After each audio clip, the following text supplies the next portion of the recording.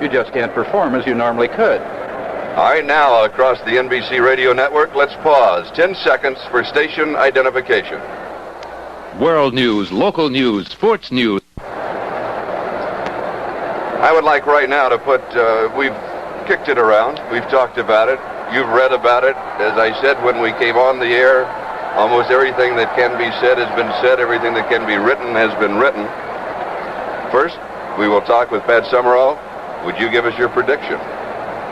I have seen the Colts 6 times this year, Charlie.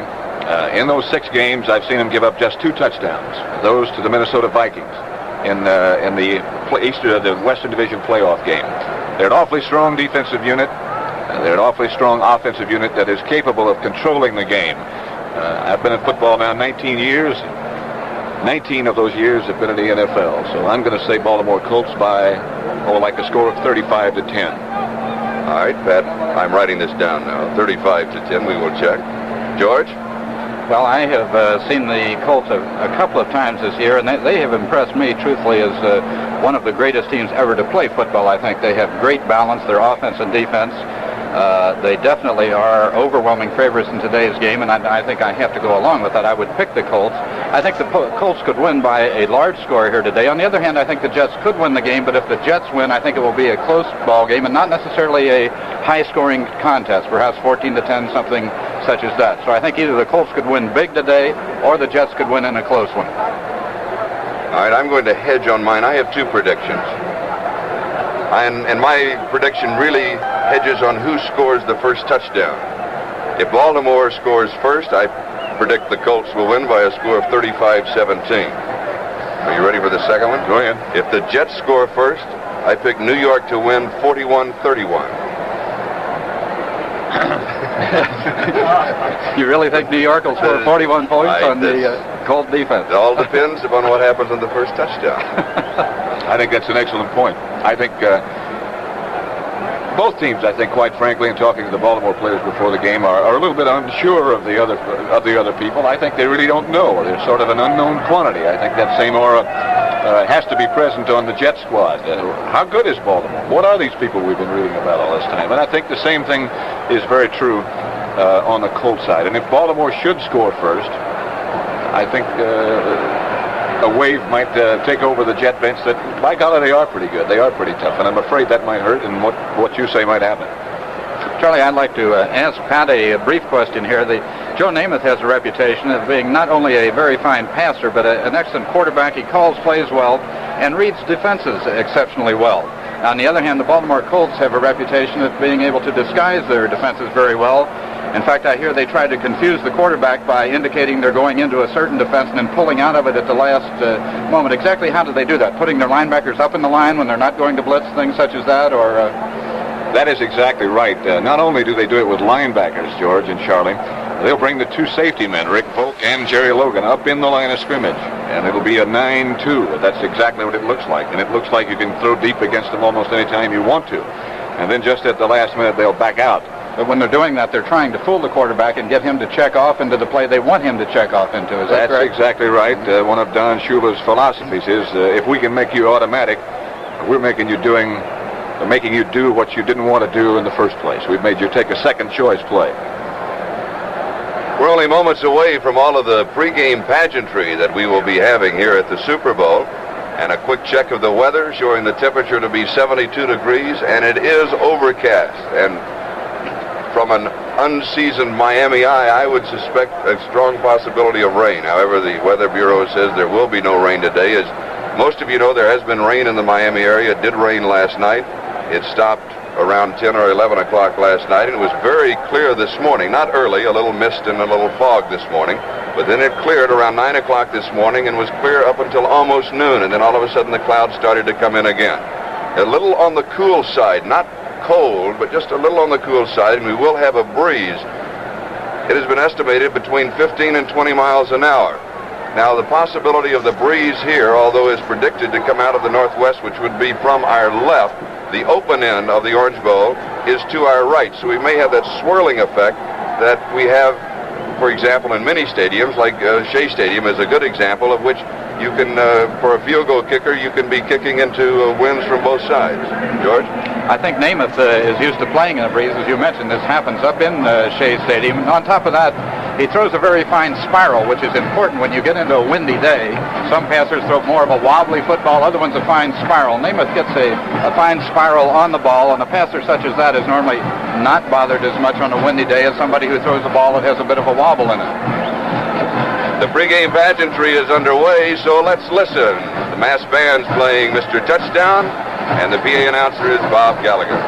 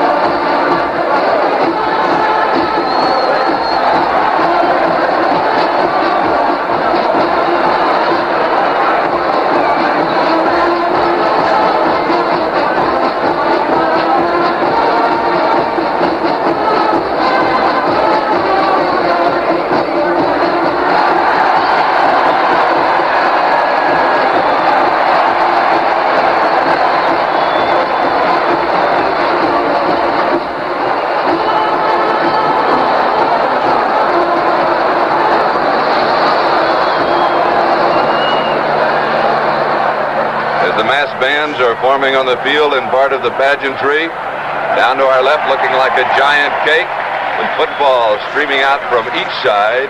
Representing the teams in the American Football League and the National Football League is now the three astronauts from Apollo 8, Bill Anders, Frank Borman, and Jim Lovell are at the 50-yard line. And Frank Borman will lead us in the Pledge of Allegiance. Anthem. To lead us in the pledge, Frank Borman, Jim Lovell, and Bill Anders, the Apollo 8 astronauts.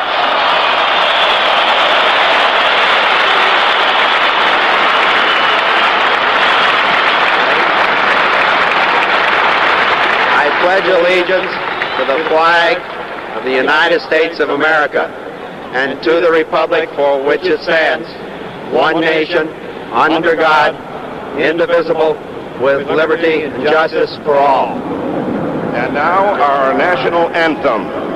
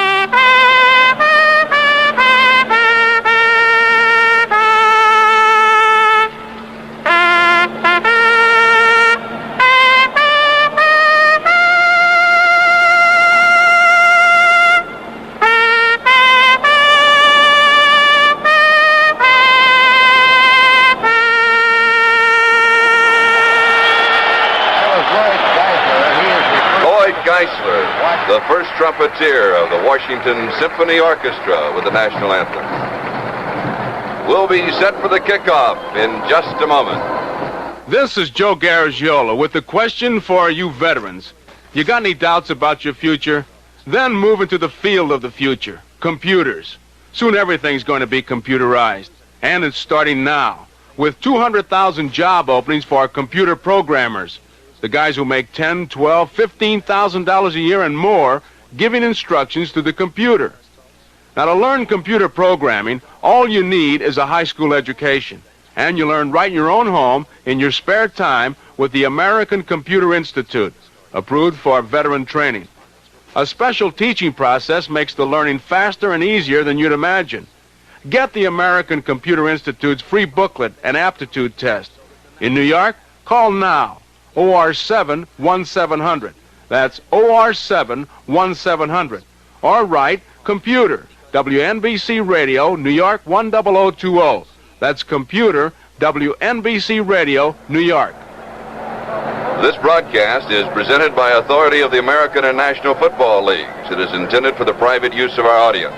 Any rebroadcast or other use of this broadcast without the express written consent of the American and National Football Leagues is prohibited. In just a moment, we will have the introduction of the starting lineups. We have, as you know, there is always the toss of the coin 30 minutes before the game starts, and then a simulation for the people in the stands at almost any professional football game. And we do not know who won the toss. Don Shula of the Baltimore Colts, as did Weeb Eubank of the New York Jets, state that if they won the toss, they would elect to receive. And the way the introductions will be is that the team that will be receiving, their offensive lineup will be introduced, and the team that is kicking off, their defensive lineup will be introduced. So that at least by that time, or in just about a moment away, we will be able to tell who did win the toss. And I'm wondering, while we're waiting for the introduction of the players, George, how important is it to win the toss? Oh, I think it's important. You like to have the football. You like to have the first crack at scoring in the game to show what you can do. Frankly, though, as an offensive player in games when I was playing first-string quarterback, and I preferred not to receive the ball. I like to stand on the sidelines for a few minutes and see what the other team could do. So I guess this will vary with football players, but I think most coaches, anyway, when you get to that level, you like to have the ball first to see if you can possibly get some points on the scoreboard before the other team can even have the ball. Beth? If you win the toss, I think almost every coach in football, with a possible few exceptions, would like to have the ball. First of all, it looks like you believe in what you've done during the week. It looks like you've got some confidence in your offensive unit. I think it's sort of a defeatist attitude to begin with if you win the toss and then kick off and give the other team the first crack. One small sidelight on Frank Borman, who was honored at a dinner along with the other two astronauts in New York, that Frank actually was telling us because there was a party for the astronauts that Bud Adams, the owner of the Houston Oilers, gave last night in Fort Lauderdale.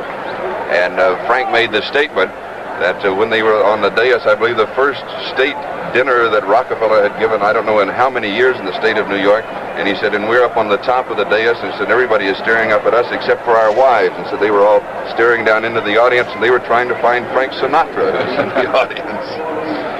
Charlie, I'd have to say, from the looks of introductions now, the Jet players who are just about to be introduced, it's going to be, is it the offensive unit or the defense? No, it's the defensive unit. Jerry Philbin, the defensive left end. So this means that the Jets will be kicking off, and the Baltimore Colts will be receiving. Paul Rochester, the defensive left tackle at 6'2", 220 pounds from Michigan State, followed by John Elliott from the University of Texas, 6'4", 249 pounds. The defensive right end is Verlin Biggs, 6'4", 268 pounds from Jackson State.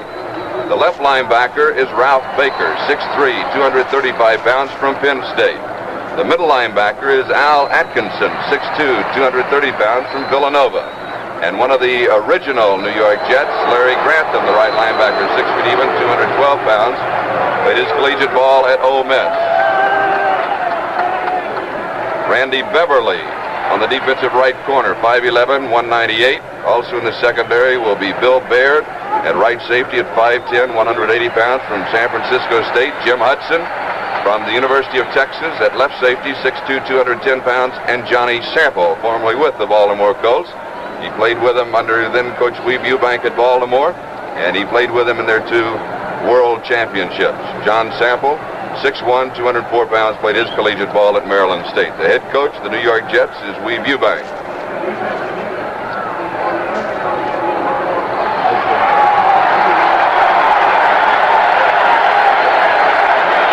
Now, Baltimore is also introducing their defensive unit.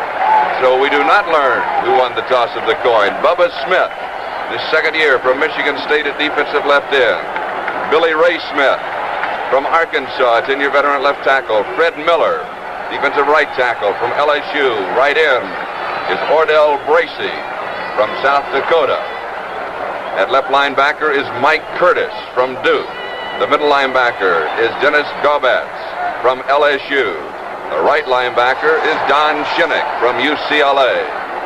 On the left corner will be Bob Boyd from Oklahoma. On the right corner, Lenny Lyles from Louisville, the school of John Unitas. At left safety will be Jerry Logan from West Texas State. And at right safety, Rich Vogt of Michigan. Charlie, I'm told from some other observers here in the press box that the Jets did win the toss.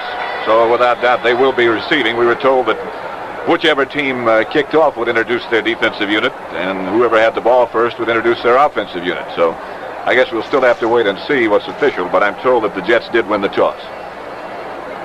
Well, they always change plans on this stuff. I didn't think you could change that. The officials, the referee is Tom Bell. The umpire, Tom Bell from the NFL. The umpire is Walt Parker from the AFL. The head linesman is George Murphy from the NFL. The line judge is Cal Lepore from the AFL. The back judge is Jack Reeder from the AFL, and the field judge is Joe Gonzalez from the NFL. And they are now meeting with Joe Namath, Johnny Sample, the co-captains of the New York Jets, Preston Pearson, John Unitas, and Lenny Lyles, the tri-captains of the Baltimore Colts. The Jets win the toss and elect to receive.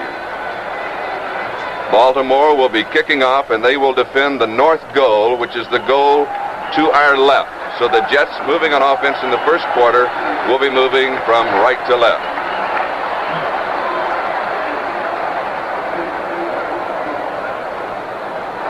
The lights are on. It's a late start, of course. The time now, 3:15 at the Super Bowl in Miami, the third annual Super Bowl, the National Football League winning the first two. The Green Bay Packers missing their first Super Bowl, although the offensive center of the Baltimore Colts, Bill Curry, was the starting center for the Green Bay Packers in the first Super Bowl game in the Los Angeles Coliseum against the Kansas City Chiefs. The deep men for the Jets on the kickoff will be Bake Turner and Earl Christie, and kicking off will be Lou Michaels.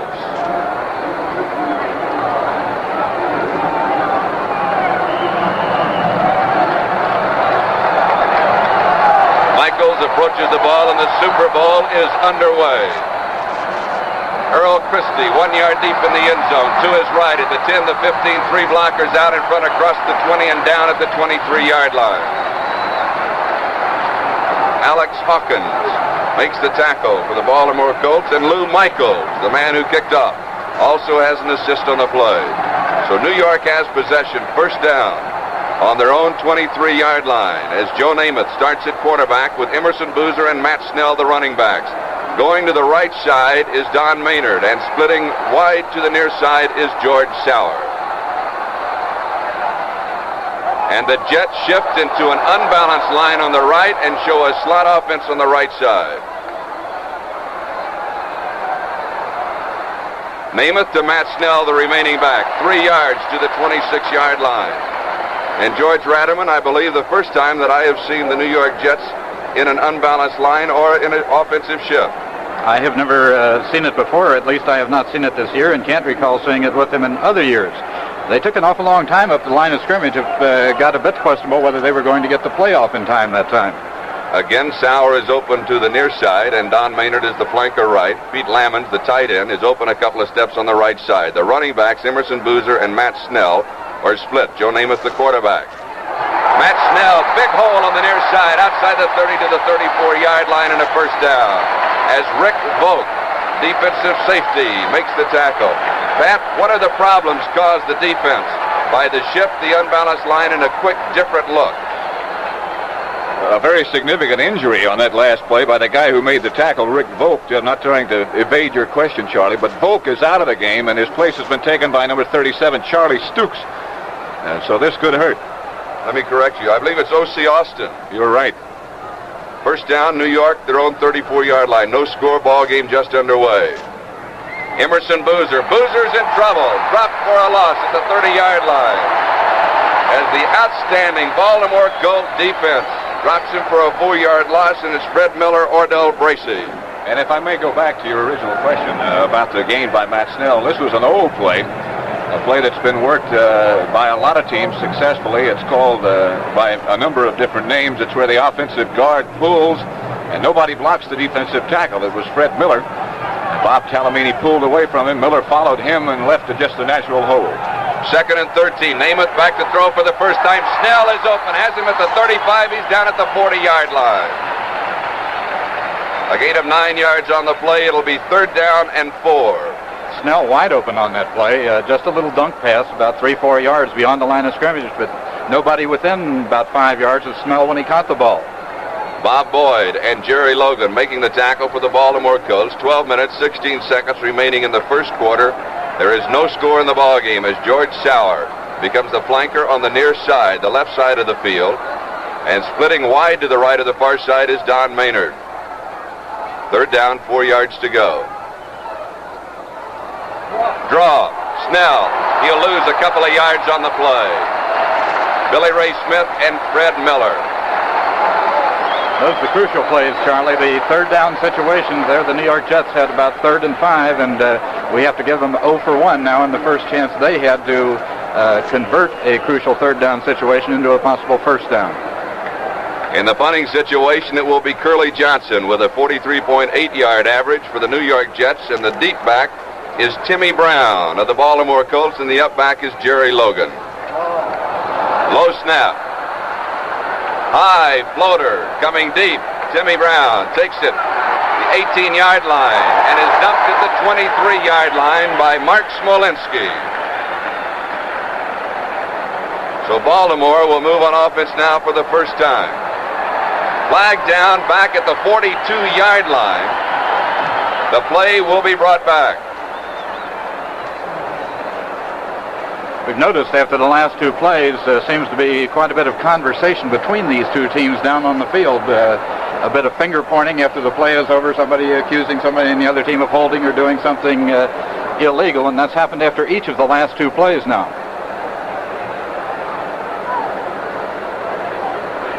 I believe the penalty is going to be offsides against Baltimore. That seems to be what's going on here. It was 4th down. It's going to be about 4th and 1, it appears to be, Charlie. So it'll give the Jets an opportunity, if they choose to gamble, 4th and very short yardage. It'll just give us an opportunity to look and see if they'll still punt or go for the 1st down. I'm a bit surprised that they took the penalty there, Pat, because I doubt that they would gamble at this point at that position on the field on their own 43-yard line, 4th and 1 there. They had a pretty nice punt with practically no return, so I'm a little bit surprised that they took the penalty here. And conversation still continues. Offsides against Baltimore. And it is 4th down and a yard for New York on their own 43-yard line. Curly Johnson again is in deep punt formation. Timmy Brown, the deep back, sets up at the 14-yard line.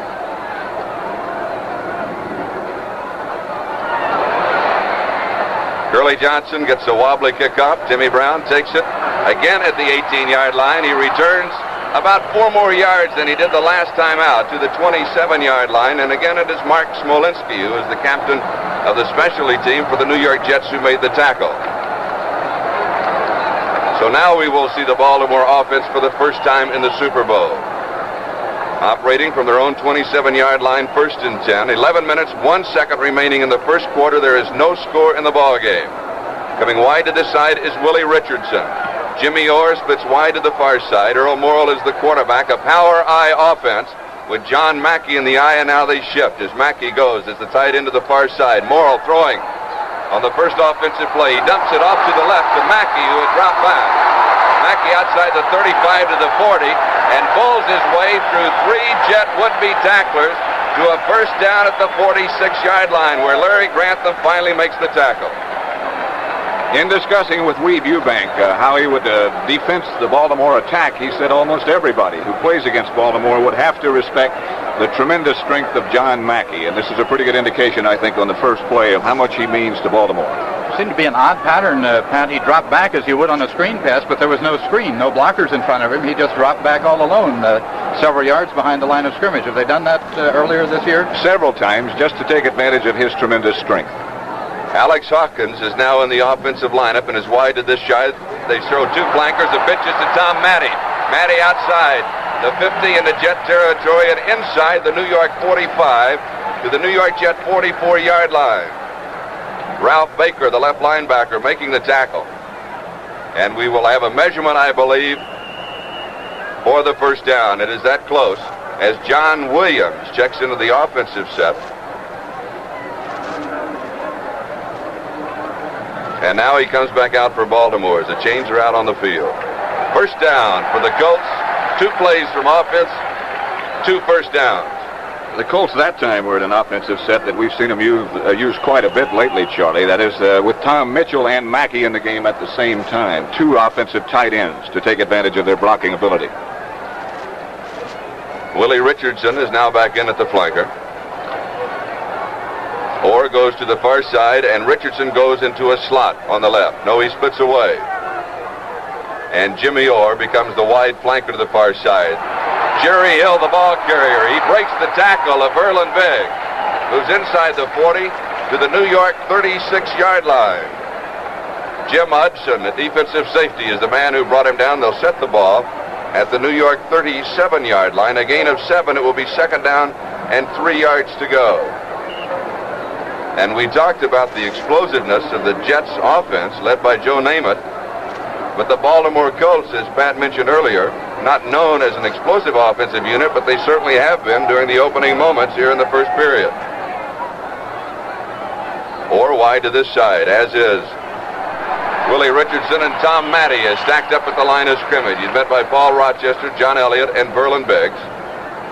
A gain of a yard to the 36. It'll be third down and 2 yards to go. And now for the first time in the ball game, Baltimore faces the third down situation. The Jets had 1, and they failed to convert it. Tom Mitchell comes in at tight end, and Jimmy Orr comes out. So we'll again have the double tight end offense for the Baltimore Colts. Third down, 2 yards to go for the first down. 36-yard line of New York. Morrill to Matty. Has the first down as he dives to the 36-yard line. There was a fumble, but I believe the whistle had already sounded. Randy Beverly is the man who made the tackle and marked the ball at the 31-yard line. A gain of 5, and it's first down. Pat? If you're interested in what seems to be a difference in anything that Baltimore has seen in the National Football League and something that the Jets might be doing a little bit differently, their linebackers seem to be deeper, farther off the line of scrimmage than the NFL linebackers play it, and they are not chucking. They are not holding up the tight end John Mackey. Jimmy Orr comes back in and split in. Tom Mitchell comes out. Orr's wide to the far side. Splitting to the near side is Richardson. The ball carries the fullback Jerry Hill. And Jerry Philbin at defensive left end makes the tackle for a loss. Ralph Baker, the left linebacker, in for an assist. A loss of 3 back to the 34-yard line. It'll be second and 13. A defensive change for New York is Carl McAdams has replaced Paul Rochester at defensive left tackle. Tom Mitchell comes in for Baltimore, and Jerry Hill, the fullback, has come out. Jimmy Orr goes wide to the far side. Willie Richardson is to this side. A double tight end. The remaining back is Tom Matty. Morrill back to throw. Looping one to Orr. It is incomplete. Jimmy Orr, the intended receiver, at the 17-yard line. And Randy Beverly was the man who was covering him. Just an observation, Charlie, that Morrill's protection, that's the first straight drop-back pass he's thrown of any consequence, one that might take a little time, and he had excellent pass protection that time. Third down, 13 yards to go.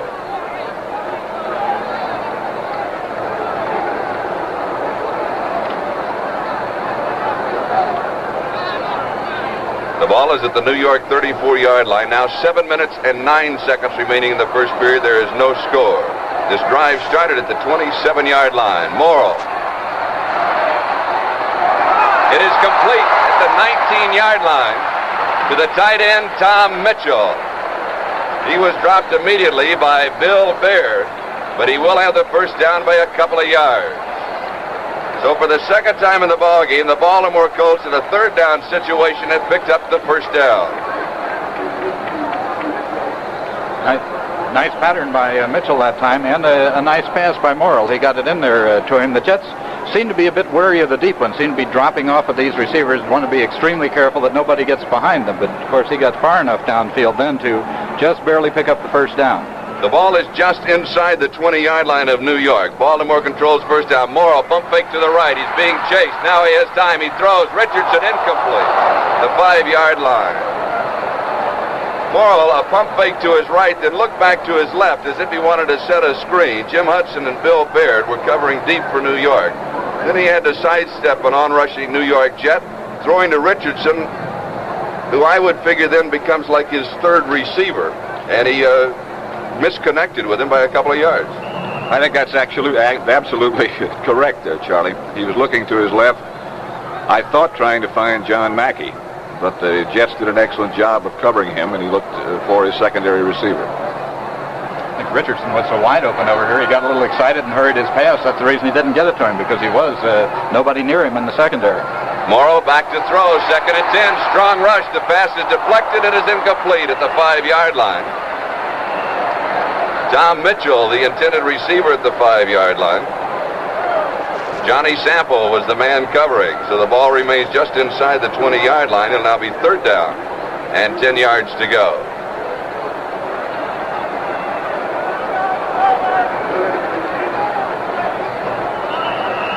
Six minutes, 14 seconds remaining in the first quarter. There is no score. The Jets have been on offense once. This is the first opportunity for Baltimore, moving from their own 27-yard line. Earl Morrill now has completed 2 out of 4 passes. Don't know about you two fellows. I get the impression that the New York Jets are just a bit more nervous and jittery out there on the field in the early stages than the Baltimore Colts. 3rd and 10. Morrill sets up in the pocket. He's rushed. Steps away from one tackler. He would have been dropped for a loss. Scrambles back to the 19-yard line. Al Atkinson and Berlin Biggs had shots at him, but Morrill wiggled loose and got back just to the line of scrimmage where it will be 4th and 10. And Lou Michaels, whose field goal percentage was 64 during the season, 18 of 28, will be kicking from the 27-yard line. A 27-yard field goal attempt Bob Boyd is holding. The angle is from left to right at the hash mark at the 27. It is no good. It is off to the right. There's timeout on the field with the score, New York nothing and Baltimore nothing.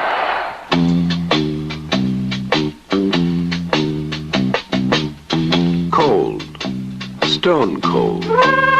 Slow, difficult starting can kill your car's battery. Cold. Stone cold. A rigid argument for Wynn's friction proofing. Wynn's friction proofing added to your oil smooths and seals metal surfaces. Wynn's friction proofing makes starting easier, protects frigid metal parts before cold, gummy engine oil even gets moving. No need to warm up the engine before you take off. Friction proofing makes moving parts move easier. Friction proofing gets cold cars going faster, and it keeps them going. Wynn's friction proofing, the hot cup of coffee for your car on a cold, wintry morning.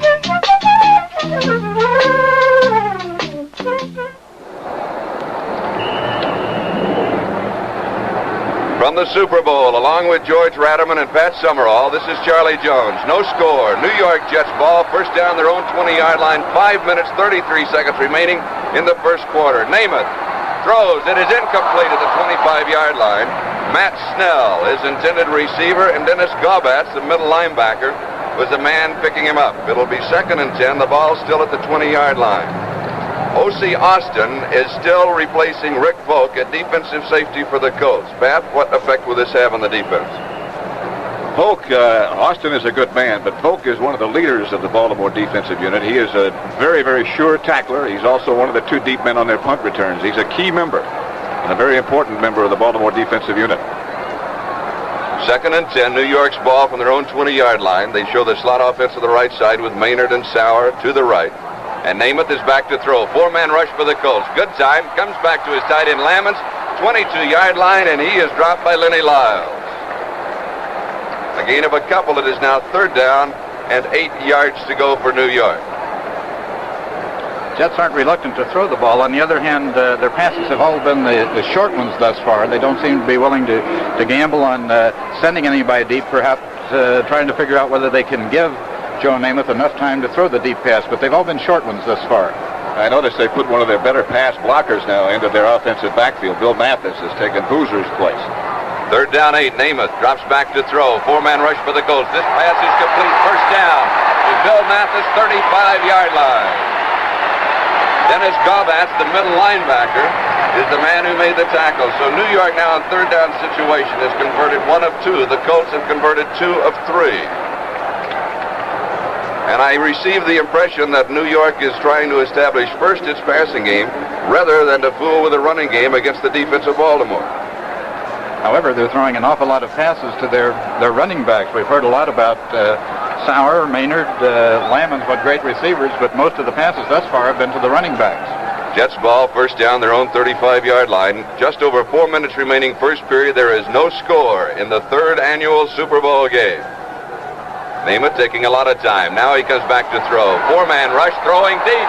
Maynard, Dunn cannot get to it. A foot away at the 20-yard line as he got behind Jerry Logan. The Jets would have had 6 points.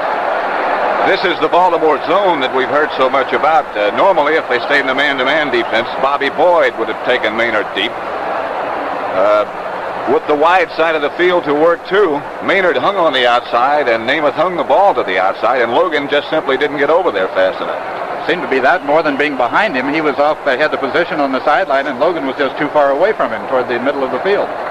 Big Turner replaces Maynard, who takes a breather, and Rick Volk comes back into the secondary. O.C. Anderson comes out for Baltimore. 2nd and 10. Namath drops a quick one to Sauer at the 41-yard line. It's complete.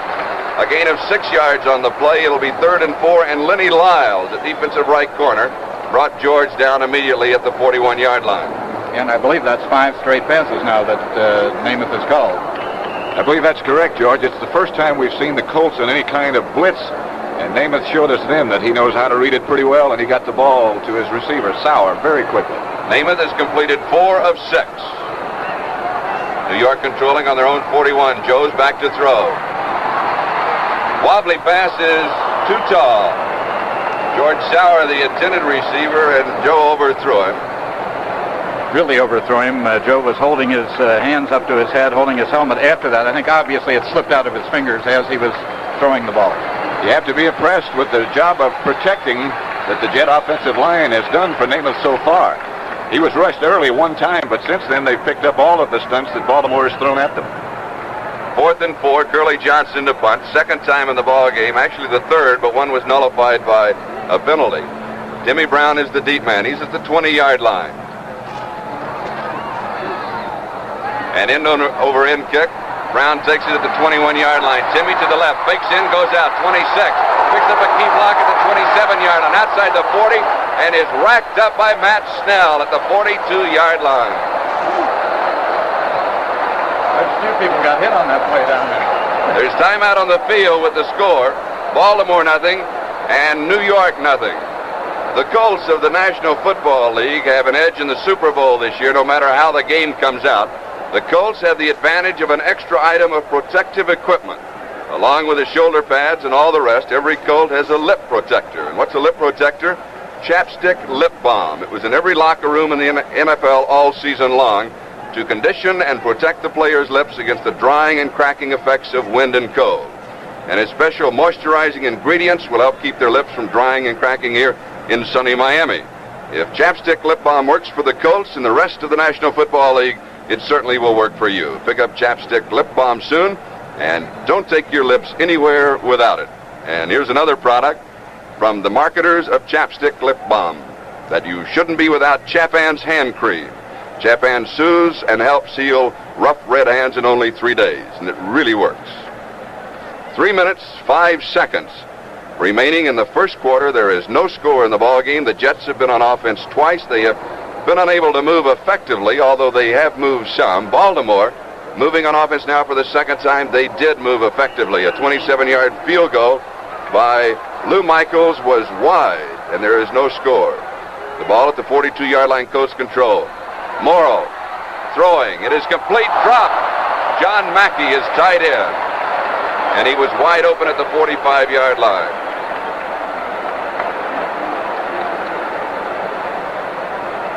The last time Baltimore had the ball during the latter part of the drive, the Jets began to get a very good pass rush on Earl Morrow. One of the things that Don Shula, the head man of the Baltimore Colts, prides himself in is the fact that his team and his offensive unit particularly is able to make adjustments depending upon what the other defense is doing. Never on Monday is one of Shula's sayings, always on Sunday.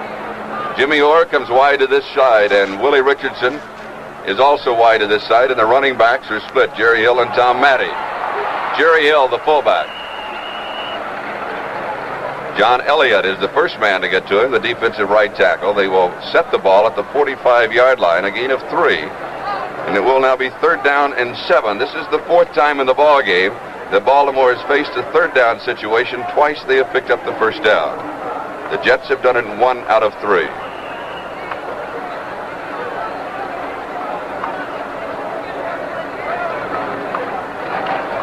Bob Vogel, Glenn Ressler, Bill Curry, Dan Sullivan, and Sam Ball, the offensive interior lineman from left to right for the Baltimore Colts. 3rd and 7. Morrow in the pocket, throwing deep. Willie Richardson knocked away by Johnny Sample at the 20-yard line. Sample played him perfectly. It will be 4th and 7, and Baltimore will be punting. Couldn't help but notice also the fact that, in spite of the fact that was a very deep pass, back with Sample was the linebacker on his side of the field, Ralph Baker, who was a good 40 yards downfield with him. The deep men for the Jets will be Bill Baird and Earl Christie on the punt, and David Lee with a 39.5-yard average is booting for Baltimore. He hangs a high one. Comes down at the 20. A Colt roll inside the 10. They'll chase it inside the 5 where they're down it at the 3-yard line. Roy Hilton downs the ball at the 3-yard line. There's timeout on the field with the score, Baltimore nothing and New York nothing. Chrysler Corporation cars have just won the most sensible competitive performance test among American car makers. It was the Union Pure Oil Performance Trials held at the Daytona International Speedway. And what's so sensible about that? Well, just this. 3 different Plymouth and 3 different Dodge models won 6 out of 9 places in fuel economy, acceleration, and brake competition. The tests were sanctioned and impartially supervised by NASCAR. Under their supervision, Plymouth and Dodge captured 6 out of 9 first places. That's quite a record. But it's what you'd expect from Chrysler Engineering, because Chrysler engineers build cars with your needs in mind. Fuel economy, acceleration, braking. And Daytona proves it this year. Stop at your local Chrysler, Plymouth, or Dodge dealer tomorrow and buy yourself a Daytona winner. And the most valuable player in today's game, selected by Sport Magazine, will be given the hot Dodge Charger RT. So New York now has their backs to the wall. First down from their own 3-yard line. George? And the last time they had the ball, they did nothing but pass. It'll be interesting to see if Namath continues to throw the ball this deep in his own territory. We do notice that Bill Mathis has once again replaced Emerson Boozer in their backfield. That was a 52-yard punt by David Lee that set the ball at the 3-yard line. Matt Snell over the right side behind the blocking of John Smith, Randy Rasmussen, and Dave Herman. Moves from the 3 to the 8-yard line. A gain of 5. It will be 2nd and 5, and Don Shinnick, the right linebacker, makes the tackle for the Baltimore Colts.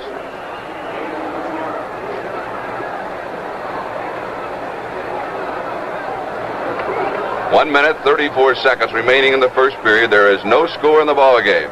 George Sauer comes wide to the near side. Don Maynard is the flanker to the right side. The quarterback is Joe Namath. On a delay, Snell to the right side is tripped at the 9, comes down at the 12. He should be about a yard shy of the first down, as Dennis Gaubatz is the man who cinched the tackle for the Baltimore Colts after a gain of 4 yards. So it will now be third down and a yard to go. Some defensive changes as Lou Michaels comes in and Ron Porter coming into the ball game. Shinnick comes out and Bracey comes out for the Baltimore Colts. Why the change, Pat? Michaels and Porter are supposed to be better against the run, which this situation would dictate. That's the reason for this change. 3rd and 1.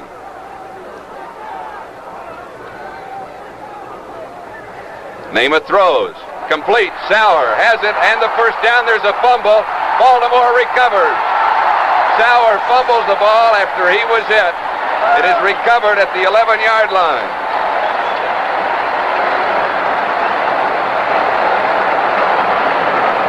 Mark it at the 12-yard line. Might say that Sauer was hit quite hard after he caught the ball, and that's not the first time. That's about the 3rd or 4th time that he has really been cracked after he caught a short pass from Joe Namath. Ron Porter recovered the fumble at the 12-yard line, and Baltimore has the first break of the ball game. At New York's 12-yard line, 1st and 10, there is no score, 17 seconds remaining in the first period. Richardson and Orr are wide to the left. Earl Morrill is the quarterback. He gives to his fullback, Jerry Hill, and Hill is dropped for a yard loss. Jerry Philbin, Al Atkinson making the tackle. As the gun sounds, that is the end of the first quarter with the score. Baltimore nothing, New York nothing. Score gives you no outrageous promises. Score gives you good-looking hair. Score gives you no outrageous promises. Score gives you good-looking hair. You use it with water, it mixes with water. Score gives you good-looking hair. Score gives you no outrageous promises. Score gives you good-looking hair. Score doesn't promise to make you an all-star athlete or to change your love life. It just gives you good-looking hair. Use Score and a little water. It keeps your hair in place without looking greasy. Score doesn't make outrageous promises. It just gives you good-looking hair. You use it with water, it mixes with water. Score gives you good-looking hair. Score gives you no outrageous promises. Score gives you good-looking hair. Gives you good-looking score. Gives you good-looking hair. Gives you good-looking score. Gives you good. Along with George Ratterman and Pat Summerall, this is Charlie Jones from the Super Bowl in Miami. As we will now be starting the second quarter, no score in the first quarter. The key play thus far has been the fumble recovery by Ron Porter of the fumble of George Sauer. A loss of a yard, and it is 2nd and 11 at the New York 13-yard line.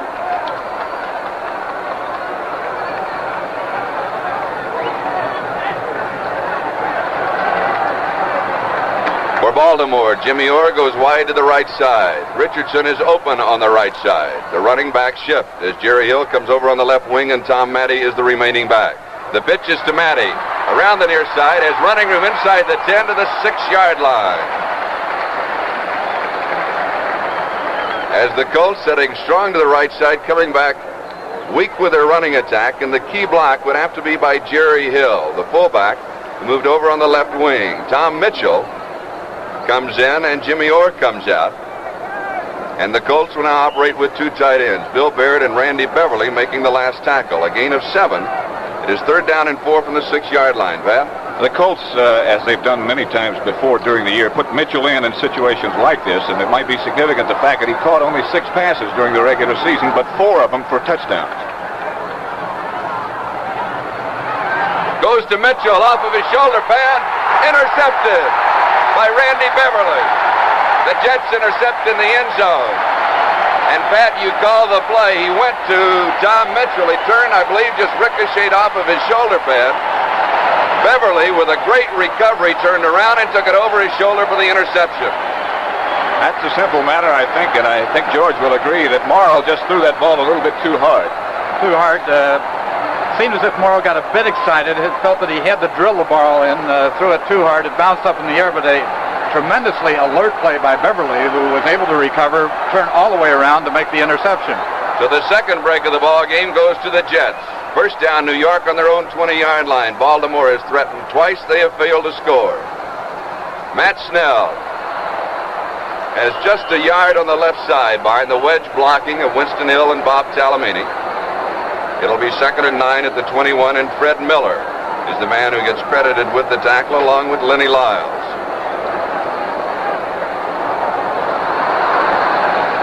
It seems that the Jets have sort of established a pattern that when Boozer's in the game, for the most part, it's a running offense. And when Mathis comes in, either for protection or for receiving purposes, Namath puts it in the air. Now it's another passing situation with Boozer in there. 2nd and 9. Maynard wide to this side. Sauer splits to the far side.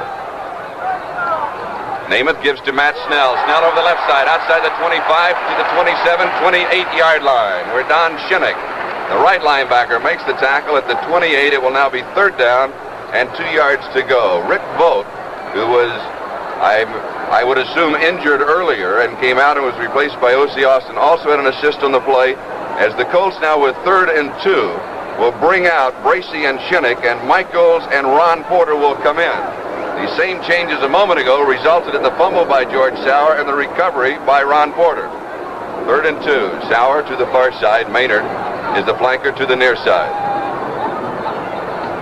Matt Snell coming back to the other side has the first down and meeting head on with Lenny Lyles as it goes out of bounds at the 34-yard line.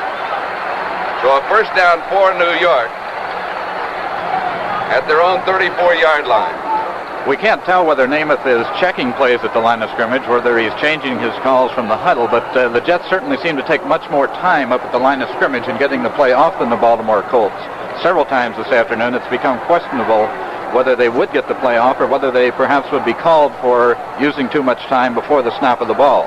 Maynard to the right side, Sauer left. The running backs, Emerson Boozer and Matt Snell, and they're split. The tight end is Pete Lamons. He is open on the right side. First down. Here's the draw. Snell again going to his left, is around the corner, lowers his head at the 44-yard line, says hello to Lenny Lyles, and then goes out of bounds.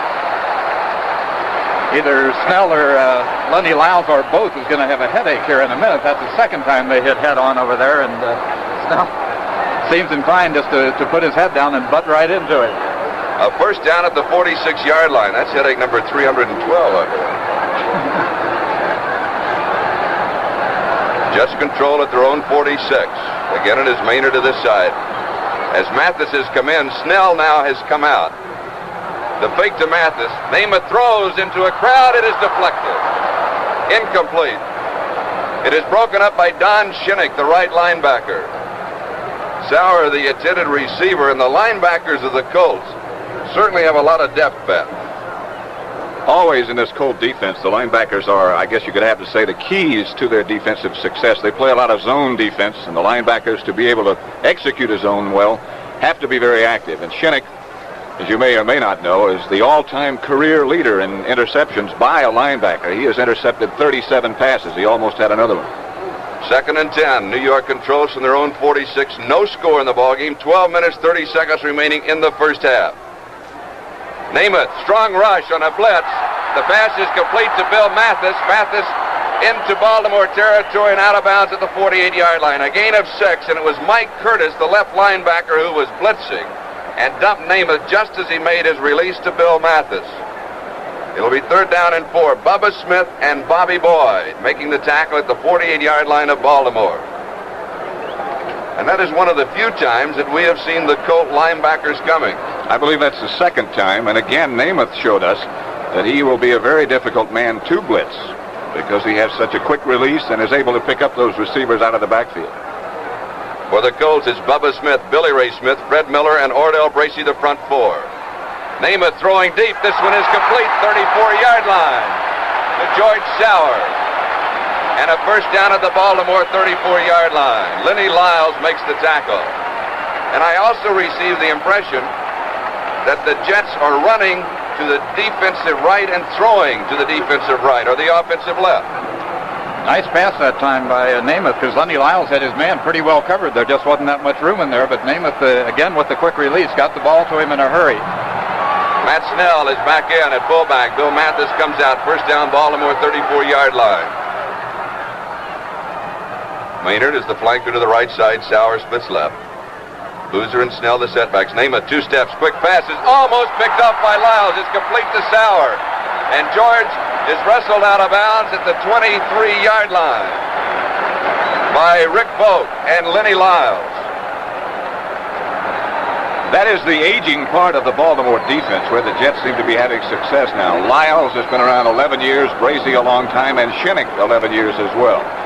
That's the place they've been running, and that's also the place they've been passing. I believe Lyles was a little bit under the weather early in the week, wasn't he, with tonsillitis or something, and the Jets may have heard that, may have figured, well, he hasn't recovered his strength yet. First down at the Baltimore 23-yard line. Emerson Boozer spinning to the 21, a gain of a couple. It'll be second down and 8 yards to go, and it's Don Shinnick, along with Fred Miller, that make the tackle.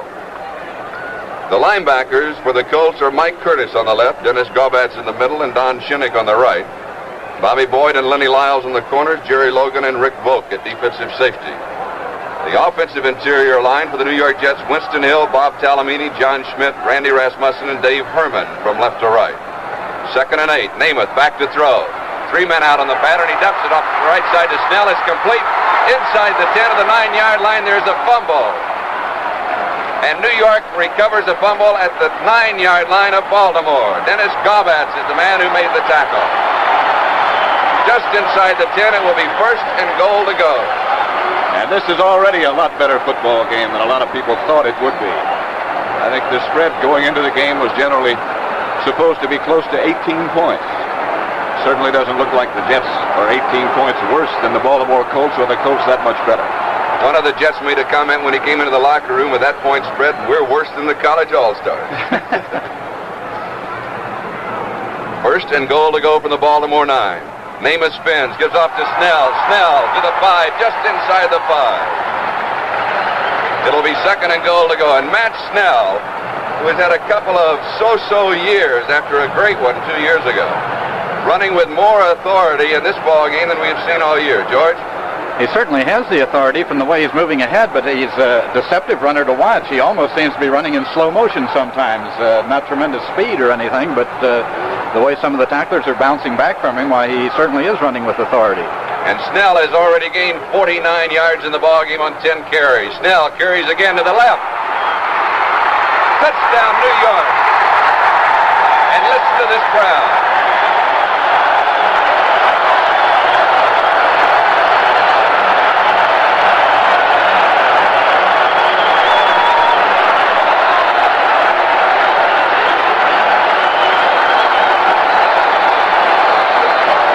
Snell scoring from 4.5 yards out, an 80-yard drive in 12 plays. Jim Turner will be attempting the point after, and Babe Pirelli will be holding. 9 minutes, 3 seconds remaining in the first half.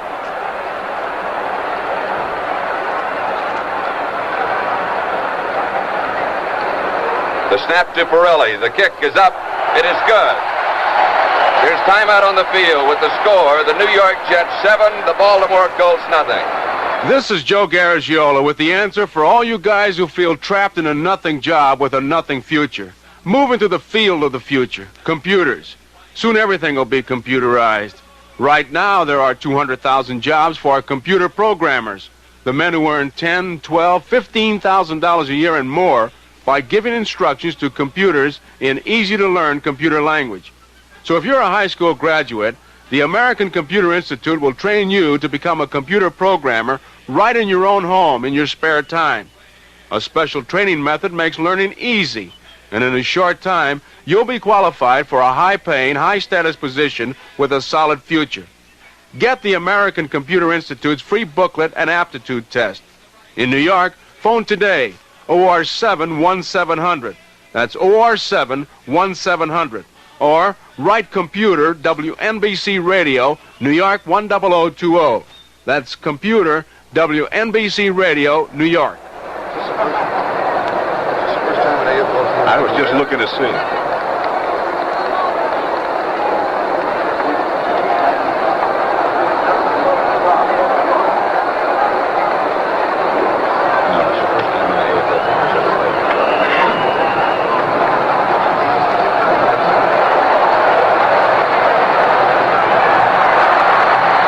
kickoff to Preston Pearson. He returns it to the 27-28 yard line, where Bake Turner makes the tackle. Namath has completed 9 of 13 passes. Earl Morrall has completed 2 of 7 thus far. And Pat, you were checking the record book. This is the first time in Super Bowl history that an AFL team has ever led. Kansas City was never ahead of Green Bay, and Oakland was never ahead of the Packers here last year.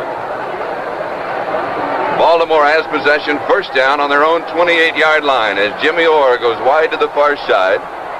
Richardson is also split to that side. Morrall fakes, steps back to throw. Good protection, lots of time. Lost a long one. It is incomplete. Willie Richardson, the intended receiver, actually he cut off his pattern at about the 40-yard line because he stepped out of bounds. And as you know, once you go out of bounds, you cannot return inbounds for the play. And the pass was overthrown. Johnny Sample and Bill Baird were over covering for the Jets. And if memory serves me correct, Morrall has thrown on every first down situation starting every drive that the Colts have had.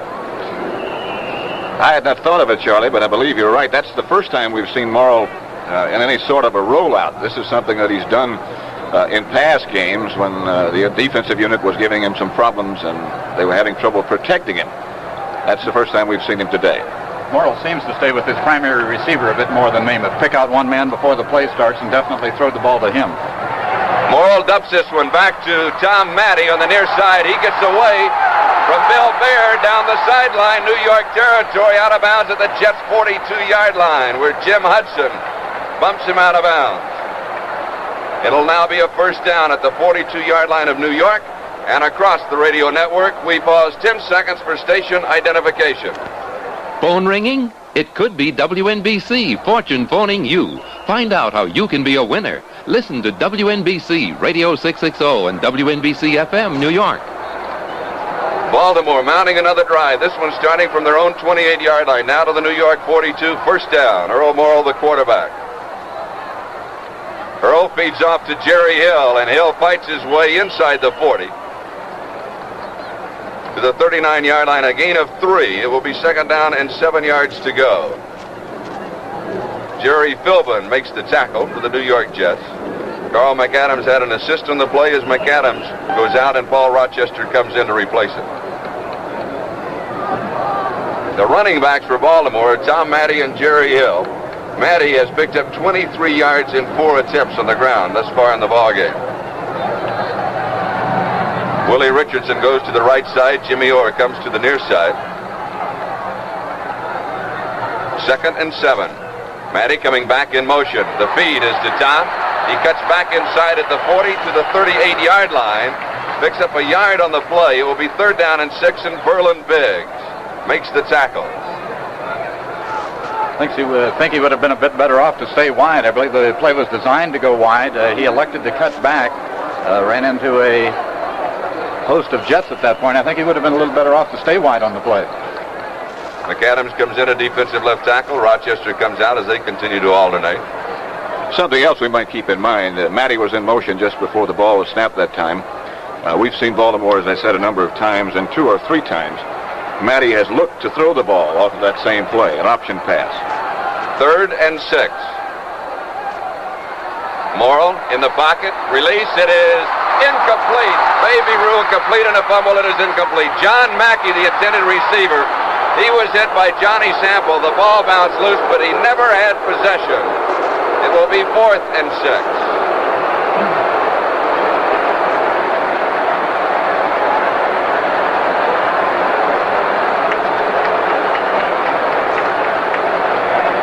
Lou Michaels with a field goal attempt. Bobby Boyd will be holding. Lou was wide on an attempt from 27 yards out. This one will be from 46 yards away.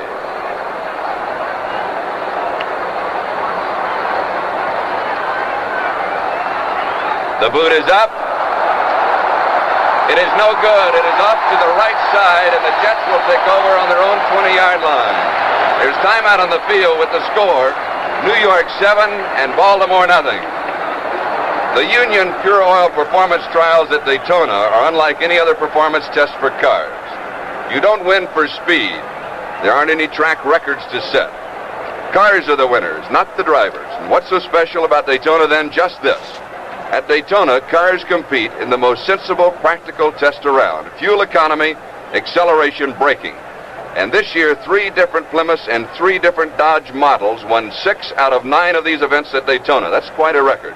But it shouldn't surprise you because Chrysler engineers have worked to win in fuel economy, acceleration, and braking.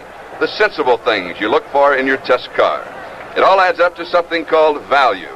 And this year's results from Daytona prove that Chrysler cars have value. Stop by your Chrysler, Plymouth, or Dodge dealers tomorrow and buy yourself a champion.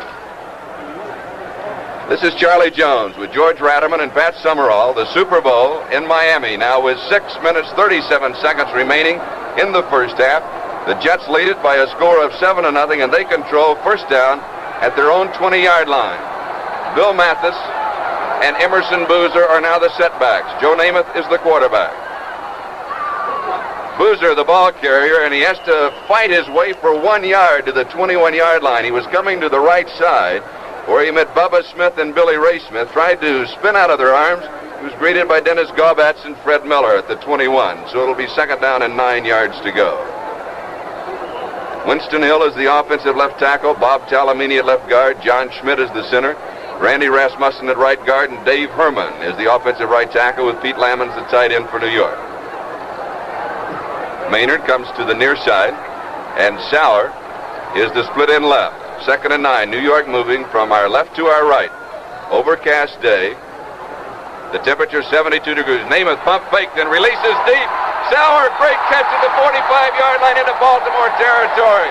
And out of bounds at the Baltimore 43-yard line. Lenny Lyles was the man chasing him.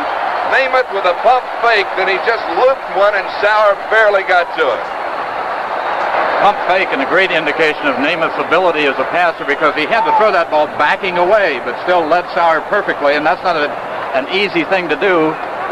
Just like a baseball pitcher, it's much easier for a passer if he can establish his foot, step into the toss, but that time he was actually backing away from the line of scrimmage and still threw it out there just perfectly. And again, Baltimore on a blitz, and all 3 times they blitzed a linebacker, Namath has been able to burn him with a pass completion. Matt Snell is now in, along with Emerson Boozer as the running backs, and Snell is the ball carrier. He fights his way inside the 40 where he breaks the tackle and moves to the 34-yard line. This will be close to the first down.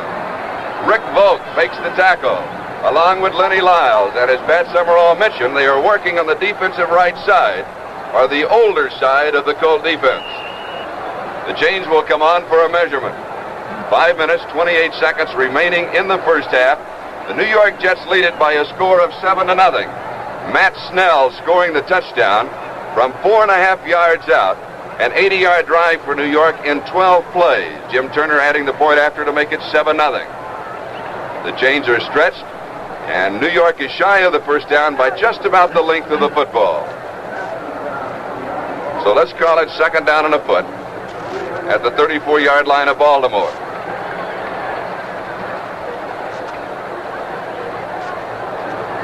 Winston Hill laying the key block on the run by Matt Snell. The defensive front four of Baltimore, Bubba Smith, Billy Ray Smith, Fred Miller, Ordell Bracey. Mike Curtis, Dennis Gaubatz, and Don Shinnick are the linebackers. Bobby Boyd, Lenny Lyles on the corner, Jerry Logan, Rick Volk at defensive safety. Second down, a foot to go for the first down. This is an ideal passing situation. Snell burrows his way to the 32, and he has the first down. Don Shinnick and Dennis Gaubatz make the tackle. One of the reasons I'm not a quarterback.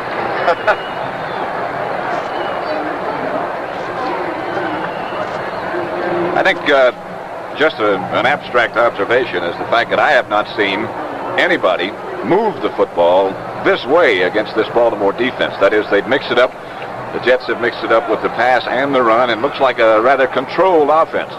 Namath back to throw. 3 men out on the pad, and they're all deep. He loops this one to Maynard, and he overthrows it. Maynard was being picked up by Bobby Boyd, and it will be second down and 10 yards to go. The Colts, Pat, are known primarily as a zone secondary. Are they staying in the zone so far? That time it was a man-to-man as Boyd stayed with Maynard the whole way. Against Cleveland quarterback Bill Nelson told me after the game he kept expecting a zone throughout the game. and they kept staying in a man-to-man. He kept calling zone patterns, and they stayed in a man-to-man almost throughout the day. 2nd and 10, the ball at the Baltimore 32-yard line. Bake Turner has replaced Don Maynard. Bake is to the near side. Sauer to the left side. The quick shot is to Bake, and he bounces it to him. As Bake was running an inside pattern, or a look-in pass, I guess you would call it, Pat, and Namath underthrew him by almost 3 yards. He had to get rid of the ball. The Colts were again blitzing, that time a safety blitz with Logan coming, the safety man. Nobody picked up Logan. Namath had to get rid of the ball early. Whose responsibility on a safety blitz is it? The remaining back? Oh, it will vary on the type of pass that's called, whether you're keeping your backs in to see whether it's a blitz. Sometimes you'll do that, and then they will go out in the flat. Other times the backs just shoot out there. Then one of your linemen has to pick him up. Everybody's blitzing on this one. Namath scrambling. The Colts and everybody but the bench had him. I believe they had 8 men coming. The front 4, all 3 linebackers, and a safety man. Well, it seems a bit surprising, Pat. You mentioned the first 3 times the Colts blitzed. Namath picked it up very well, completed passes against them, but yet they've stayed right with it and continued to blitz against him. They have, as Don Shula has said many times, a defensive game plan, which they stick pretty much with. They think the preparing that's been done defensively should be stuck with once the game starts. A loss of a yard on the play, and Jim Turner now with a field goal attempt from the 41-yard line. Babe Borelli will be holding, and it's straight away.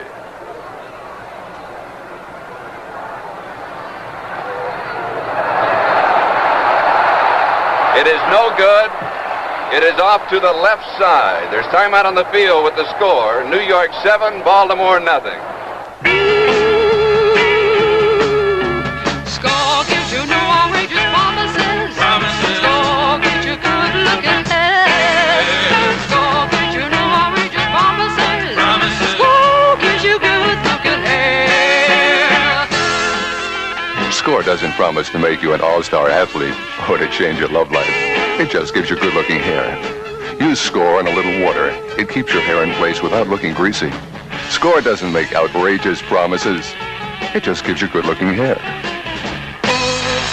Use it with water, it mixes with water. Score gives you good looking hair. Score gives you no outrageous promises. Score gives you good looking hair. Score gives you no outrageous promises. Score gives you good looking hair.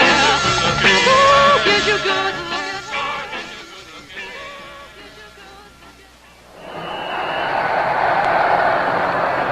4 minutes, 13 seconds remaining in the first half. With New York leading Baltimore by a score of 7-0, the Colts have possession first down on their own 20-yard line. There have been 3 missed field goals thus far in the ball game. Earl Morrill, the quarterback, again on first down. Earl throws right side. The pass is to Willie Richardson. He was bumped out of bounds as he came down with it at the 27-yard line by Johnny Sample. But he did have possession, and he did get the 2 steps inbound. So mark it at the 27-yard line. It will be 2nd down and 3 yards to go. Tom Matty and Jerry Hill are the setbacks. Willie Richardson the flanker, Jimmy Orr the split end, John Mackey is the tight end. Bob Vogel at left tackle, and he has been limping. He's had a bit of ankle trouble. Glenn Ressler at left guard, Bill Curry the center, Dan Sullivan at right guard, and Sam Ball at offensive right tackle. Tom Matty, big hole on the right side. Outside the 30, breaks clean. He'll have to be cut from behind. He's to the 40, 35, 30.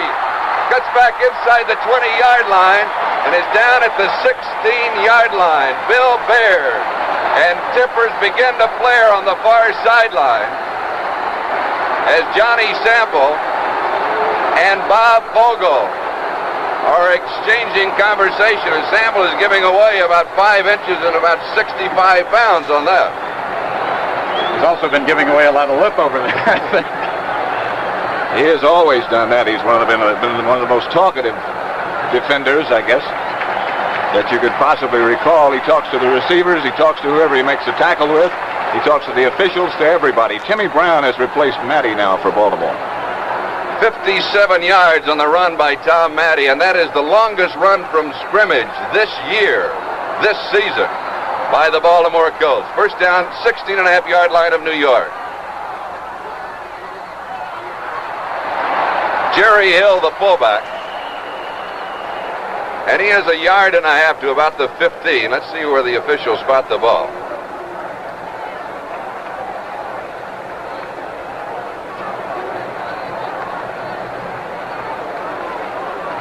Mark it at the 15-yard line. And let's call it second down and 9 yards to go. Al Atkinson, the middle linebacker for New York, was the last man at the bottom of the stack. Jim Hudson was there, Bill Baird, Paul Rochester, John Elliott, almost everybody. Willie Richardson goes to the right side, and Jimmy Orr is the flanker to the near side. Second and 9. Morrow's the quarterback. Earl back to throw. Good protection. Into the end zone. Intercepted at the 1-yard line. Johnny Sample has the interception. That is the second interception by the New York Jets. Richardson, the intended receiver, and Morrow had been intercepted only twice in the last 5 ball games. He has been intercepted twice in this ball game, first by Randy Beverly and then by Johnny Sample. So New York takes over on their own 2-yard line, first down. 2 minutes, 9 seconds remaining in the first half, and the Jets lead it by a score of 7-0. Just happened to notice one thing. When the Jets get the ball, the officials change and the AFL ball is used, which is a little bit different shape, not anything significant. When the Colts are operating with the ball, it's the NFL ball. The 2-minute warning is now being given to both benches, George.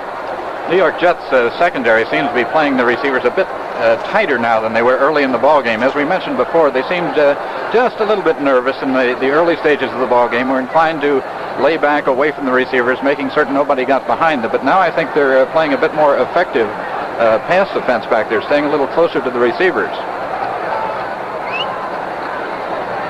Of course, I think the score has helped them tremendously. They are leading in the ball game, and this will help any ball club when you go in, perhaps not overawed, but awed a bit by all you've heard of this great Baltimore team, and all of a sudden you find that you can play with them for a couple of quarters and you're ahead in the ball game. You're bound to loosen up, and it's going to relax you and help your team both offensively and defensively. I'm wondering now what the strategy of the Jets will be with 2 minutes remaining in the first half, and I'm sure that you always want to put more points on the scoreboard, but I would think almost uppermost their mind is to go in at halftime leading 7-0. I think you're absolutely right. They've been able to move the ball on the ground, too.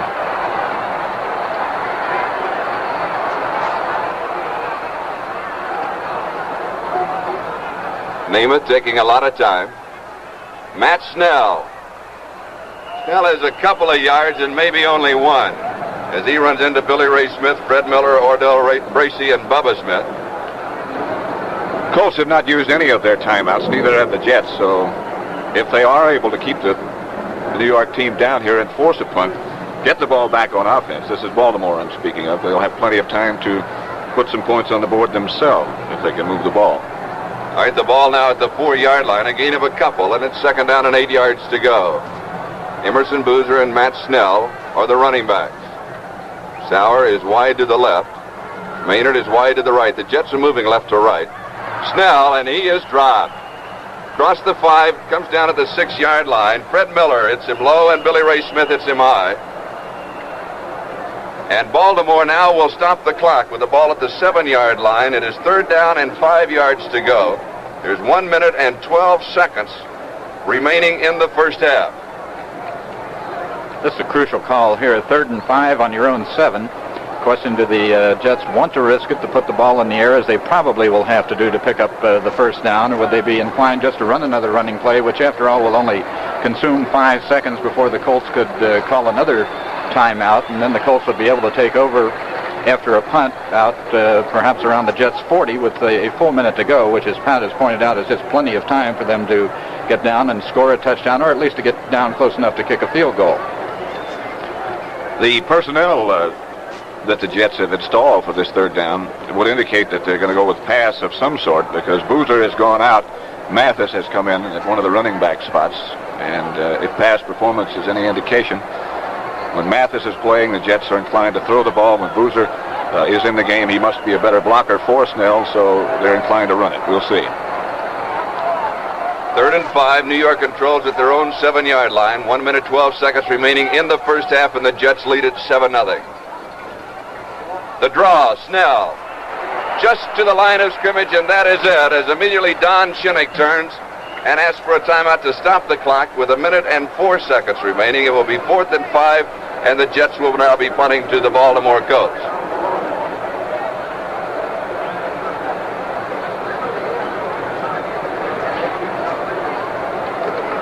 Be interesting to see what Baltimore's philosophy is here as to whether they will try to rush Curly Johnson and force him to get off a bad kick, or let him take his time and try to set up a punt return and get themselves better field position. Timmy Brown is the deep man, and he sets up shop at the Jets' 47-yard line. The up back is Jerry Logan, but Logan is up at the 20-yard line. And Curly will be kicking from not quite the back edge of the end zone. He will take the ball about 8 yards deep in the end zone and kick from about 4 or 5 yards. Now everybody comes in as if we will have a 10-man rush. And that's it, a 10-man rush, big pressure, almost blocked. Flags go down on the play. Curly Johnson was hit. Timmy Brown a fair catch at the 40-yard line, but the penalty will be against Baltimore. I believe it was Alex Hawkins. The rule, of course, is you cannot touch the kicker unless you first touch the football.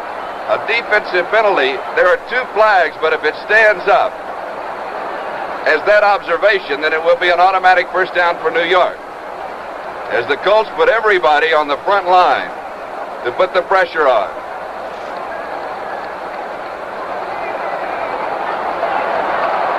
And again, we may have offsetting penalties as 2 flags were dropped. They are. The Colts are complaining that the offensive center of the Jets on kicking situations, who is Paul Crane, is pulling them off sides. You remember earlier, they jumped off sides on a kicking situation. Now they jumped off sides again. Crane looks up and down with his head, and it seems to me that he's not even looking at the man that he snaps the balls to. But Baltimore's having a lot of problems with that. That time, they complained to the officials that Crane pulled them off sides, and the officials agreed. And now we have the same situation. 4th and 5, and Curly Johnson is punting. Timmy Brown is the deep man. This time Logan is back. So a 9-man rush by the Baltimore Colts. Here's the snap. He gets the boot away. Timmy Brown takes it to the 46-yard line. Starts to his right. He's cut off there. Comes back to his left. Returns to the 42-yard line. 4 yards on the return by Timmy Brown. And now 45 seconds remain in the first half as Paul Crane, the man that Pat Summerall was talking about, makes the tackle. And the Colts, of course, will be going with their 2-minute offense, or now their 45-second offense. The ball on the 42-yard line of New York. First down. Morrill back to throw. Earl has great protection. To the near side, Jerry Hill. Hill trying to get out of bounds, cannot do it as he is hit at the line of scrimmage by Paul Crane, who is now the right linebacker replacing Larry Grantham. And they have to stop the clock now with 25 seconds remaining. And that, I believe, is the 3rd timeout for the Colts. Baltimore now with 25 seconds to go will probably try to run some kind of sideline pass pattern. If they had to try a field goal from this place, it would be about a 48-yard kick, and Michaels would have difficulty getting it there from here. They'd like to get a little bit closer, get the ball out of bounds if possible, and still have chance to get at least 3 points on the board before halftime. George? They don't have too far to move in, Pat. He can hit them, I guess, from around 40 pretty well, can he? 35 or 40. So they only have to pick up, say, 1 first down, about 10 yards in here, and they'll be within his range pretty well. They certainly will. Actually, Michaels is one of the stronger kickers in the National Football League. He has this range. I didn't mean to imply that he didn't. It's just if he could kick from 35 yards, his odds are so much better than if he were forced to kick from out here. The ball is now at the 41-yard line, just outside the 41. We'll call it 2nd and 9. 25 seconds remaining in the first half. The New York Jets leading the Baltimore Colts by a score of 7-0. As I recall, there was a turning point in the last few seconds of the Super Bowl, the first half of the Super Bowl last year, on a fumble punt that was recovered by the Green Bay Packers. They were playing the Oakland Raiders. Matty to the right. The ball is deflected. Throw it back, rather. And Morrill throws downfield, intercepted. Jim Hudson has it. Stumbles at the 20-yard line. He He lost his footing at the 20-yard line. That is the third interception of the ball game for New York. They went from Morrill to Matty to Morrill, and then to Jim Hudson. George? And Jimmy Orr was wide open, 20 yards behind anybody down around the goal line, but simply was not seen down there. They did not try to throw the ball to him. He undoubtedly was the primary receiver on the play, but they just didn't spot him. But he was wide open, way behind anybody in the Jet secondary. New York has possession at their own 21 as they just let the clock run out. The gun sounds. That is the end of the first half with the score, the New York Jets 7 and the Baltimore Colts nothing. This is Joe Garagiola with the question for you veterans. You got any doubts about your future? Then move into the field of the future, computers. Soon everything's going to be computerized, and it's starting now, with 200,000 job openings for computer programmers, the guys who make $10,000, $12,000, $15,000 a year and more, giving instructions to the computer. Now, to learn computer programming, all you need is a high school education, and you learn right in your own home, in your spare time, with the American Computer Institute, approved for veteran training. A special teaching process makes the learning faster and easier than you'd imagine. Get the American Computer Institute's free booklet and aptitude test. In New York, call now. OR7 1700. That's OR7 1700. Or write computer, WNBC Radio, New York 10020. That's computer, WNBC Radio, New York. It's halftime at the 1969 Super Bowl game in Miami, Florida, with the New York Jets leading the Baltimore Colts by a score of 7-0. And the commissioner of professional football, Pete Rozelle, has joined us. Pete, your impression of the first half? Well, I thought, of course, it was very exciting, Charlie. I think it surprised a number of people, at least what I've been reading the last 2 weeks. What is the future of the Super Bowl? We keep reading next year is the last of the Super Bowls, but that is really not true, is it? I think it'd be awfully difficult for us to get rid of the Super Bowl. It's been a wonderful week here, and naturally we feel that it's created tremendous interest all over the country.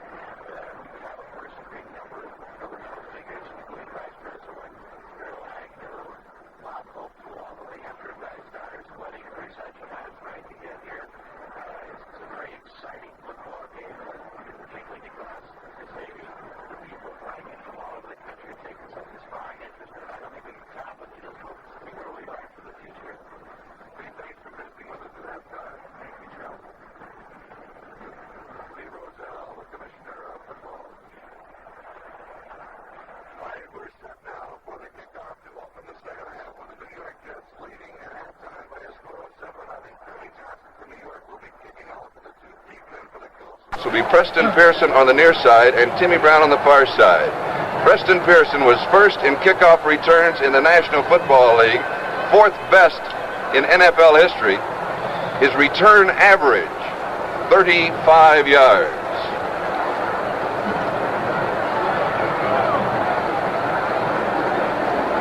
We await now only the signal from the referee, Tom Bell, for the second half to get underway. The whistle, and Curly Johnson approaches the ball.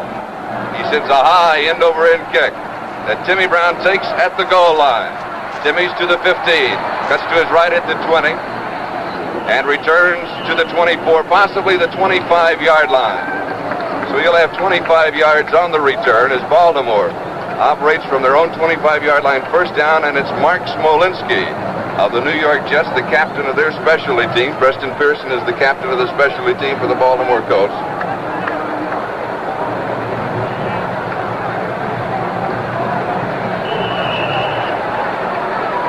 And Baltimore will open with Earl Morrall at quarterback. Jimmy Orr and Willie Richardson are both wide to the near side. Jerry Logan and Tom Matty are the running backs, and Matty is the ball carrier. Fumble at the 25-yard line. New York has recovered. The Jets have a break. At the opening moments of the second half, Ralph Baker, number 51, was the last man up. Now, he may not have been the man to recover the fumble, but at least he was the last man up.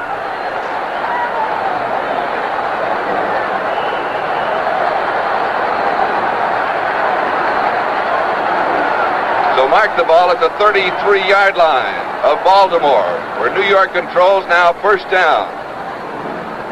We're 38 seconds deep into the second half. On the draw, Emerson Boozer inside the 30 and down at the 25-yard line. Don Shinnick makes the tackle, a gain of 8 yards on the play. It'll be second down and 2. Lenny Lyles had an assist. And it's interesting to note that the New York Jets start off the second half picking on the right side of the Baltimore Colts defensive line. They ran perhaps two-thirds of their plays in the first half. The running plays against the right side of the Baltimore defensive line. That's to the Jets' left, and now they start off the second half doing exactly the same. Second down, 2 yards to go at the Baltimore 25-yard line. George Sauer is wide to the left side. Don Maynard is wide to the right side. Snell, the ball carrier, just gouging out the first down. Bubba Smith at defensive left end, and the biggest starter in the ball game at 6'7", 295 pounds, defensive left end, along with Mike Curtis, making the tackle at the 22-yard line, where it is a first down. First and 10 for New York at the Baltimore 22-yard line. The Jets lead it by a score of 7-0.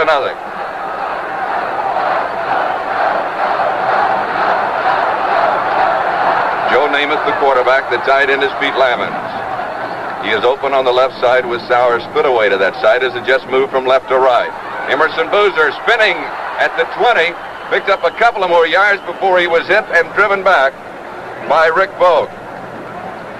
Winston Hill with the key block, and they'll mark the ball at the 19-yard line, a gain of 3. It'll be second and 7, Pat. If Namath and if the Jets have the same observations that I do, and you can check me on this, George, it seems that the Colts now are moving their middle linebacker, Dennis Gaubatz, over to the right to try to help out Don Shinnick and creating sort of a natural hole right up the middle. And if the Jets pick this up, this would seem to be a logical place for them to attack when they choose to run again.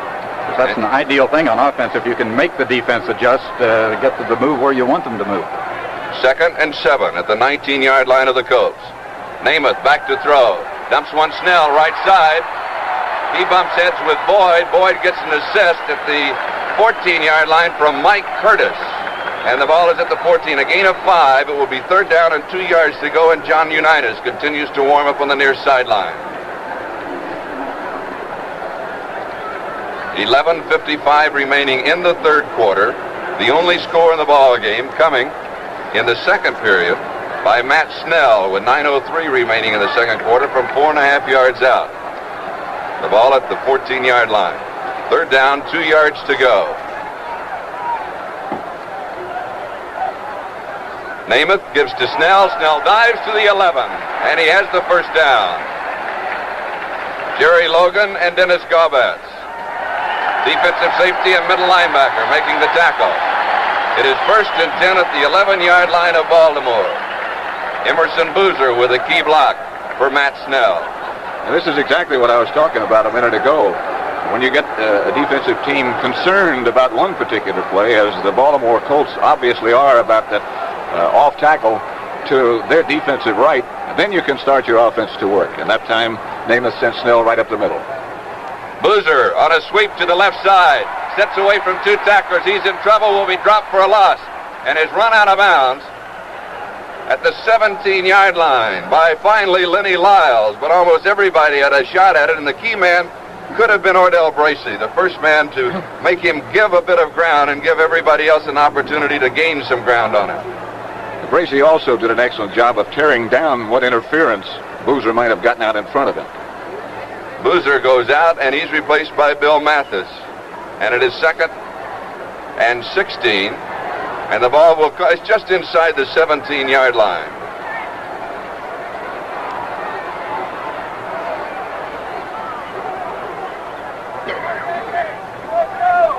Namath back to throw. 4 men out on the pattern. He is being rushed. He is dropped by Bubba Smith. At defensive left end. 6'7", 295 pounds. And he drops Namath at the 25-yard line. A loss of 8. It will be 3rd down and 24. During the regular season, Namath was dropped only 15 times. And that, I believe, is the first time in the ballgame that the Colts have actually gotten to him. Now, they have hit him a couple of times just as he released the football. This is the first time they've dropped him for a loss. Namath drops back very deep when he is going to pass, and I believe that enabled Bubba Smith to get to him that side, because Bubba came all the way back and around and almost got him from the rear, but I think Namath could have been protected a bit better if he hadn't dropped back quite so deep on that pass. And Fred Miller, a defensive right tackle, may have been injured on the play. He has come out and has been replaced by Lou Michaels. It is 3rd and 24. Namath firing, almost intercepted by Jerry Logan at the 20-yard line, and he had nothing but green grass out in front of him. A sure 6 points for the Colts. Pete Lammons, the tight end, was the intended receiver. Logan played him beautifully but couldn't hold on to the football. And from the way Namath threw the ball and from the pattern that Lammons ran, I think, again, Namath and the Jets were expecting a Baltimore zone. But it turned out to be a man-to-man. I think that's why Logan was so close. Field goal attempt from the 32-yard line by Jim Turner, with Babe Pirelli holding.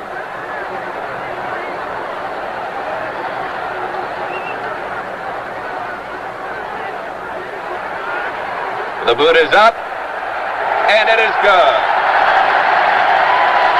A 32-yard field goal by Jim Turner. Timeout on the field with the score now. New York 10, Baltimore nothing.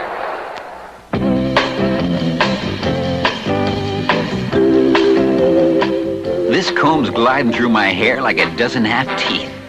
Hair, you have a friend up there. Gotta be an ace.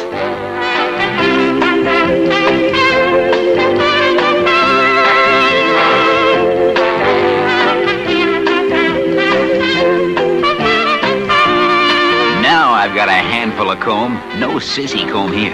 This baby won't break on me first time it bends. Man, this is hard rubber and that's tough. Gotta be an ace. Just gotta be an ace.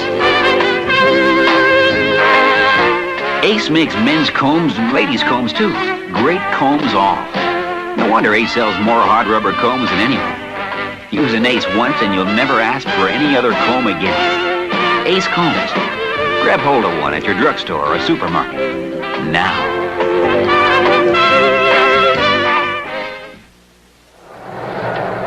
This is Charlie Jones, Pat Summerall, and George Ratterman at the Super Bowl in Miami, with New York now leading Baltimore by a score of 10-0, with 10 minutes and 8 seconds remaining in the third quarter. Preston Pearson and Timmy Brown are deep on the kickoff, and Curly Johnson is kicking for New York.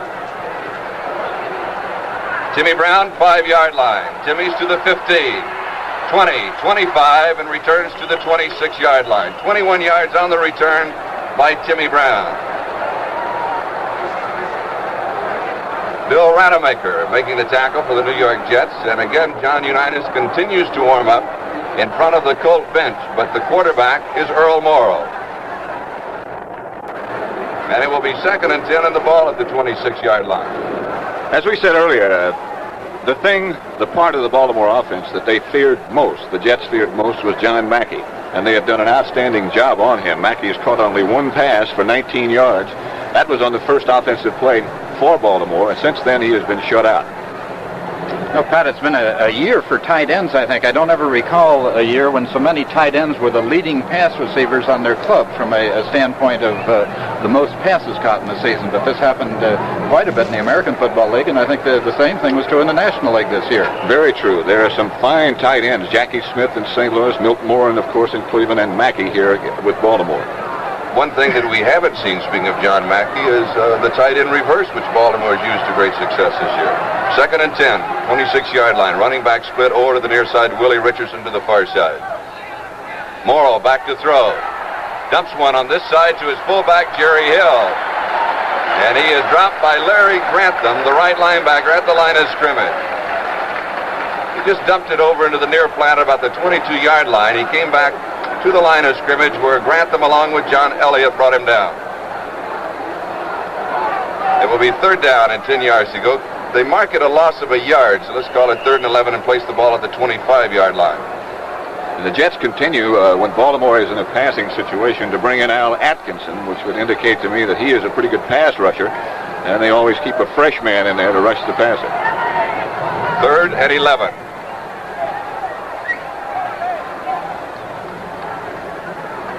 Morrill back to throw, 4-man rush by the Jets.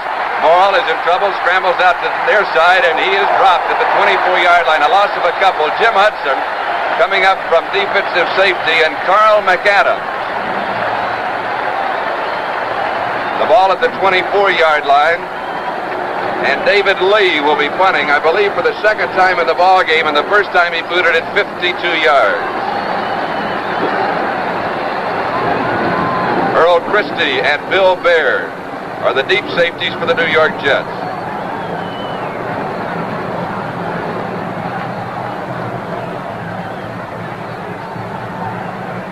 The punt by David Lee. Bill Baird, 32-yard line. Bill is in trouble, and that's it. Earl Christie picked up a couple of men to block, but he missed them. And Sidney Williams dropped Baird. There's time out on the field with the score. New York 10, Baltimore nothing. Score gives you no outrageous promises. Score gives you good-looking hair. Score gives you no outrageous promises. Score gives you good-looking hair. You use it with water, it mixes with water. Score gives you good-looking hair. Score gives you no outrageous promises. Score gives you good-looking hair. Score doesn't promise to make you an all-star athlete or to change your love life. It just gives you good-looking hair. Use Score and a little water. It keeps your hair in place without looking greasy. Score doesn't make outrageous promises. It just gives you good-looking hair. You use it with water, it mixes with water. Score gives you good-looking hair. Score gives you no outrageous promises. Score gives you good-looking hair. Gives you good-looking score.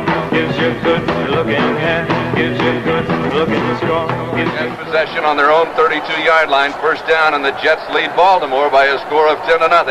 The Jets have not shut out a ball club this year. Baltimore has 4 shutouts to their credit. Namath, right side. The pass is complete to Bill Mathis, and Mathis is just a yard, and that's all before he goes out of bounds. Mike Curtis, the left linebacker, was the man who chased him out at the 33. It'll be 2nd and 9. For New York, Matt Snell now has a total of 76 yards in 18 carries, and Tom Matty for Baltimore has 84 yards in 7 carries, picking up the longest gain of the ball game, and maybe that may be also a record at 58 yards on that play from scrimmage. Probably is. 2nd and 9, New York controlling at their own 33-yard line. Namath back to throw. 4 men out on the pattern. Good protection. He fires. This one is complete. George Sauer at the 47-yard line and a first down. Lenny Lyles and Rick Volk make the tackle as the Jets continue to pick on the defensive right side. Larry Todd of the Oakland Raiders formerly held the longest gain from scrimmage in the Super Bowl, set last year of 32 yards. And the run by Tom Matty in this ball game establishes a new Super Bowl record. Fred Miller is back in at defensive right tackle for Baltimore. So it's Bubba Smith, Billy Ray Smith, Fred Miller, and Ordell Bracey, the front four on their defensive set. From the Jets' 47-yard line. Namath steps back 3 times. Pump fake left, throwing deep to Don Maynard. Maynard, the pass is incomplete at the 20-yard line. He was picked up by Jerry Logan. And did the ball hit somebody's helmet as they were fighting for it? Looked to me as if it did. The Logan was very close. That time, Baltimore did roll into the zone to Maynard's side. So they're guessing with Namath. He's guessing pretty well with them. We pause 10 seconds for station identification. Make it big. Wilson, weekdays 9 to noon. WNBC Radio 660 and WNBC FM, New York. 7 minutes, 9 seconds remaining in the third quarter. New York leading by a score of 10-0.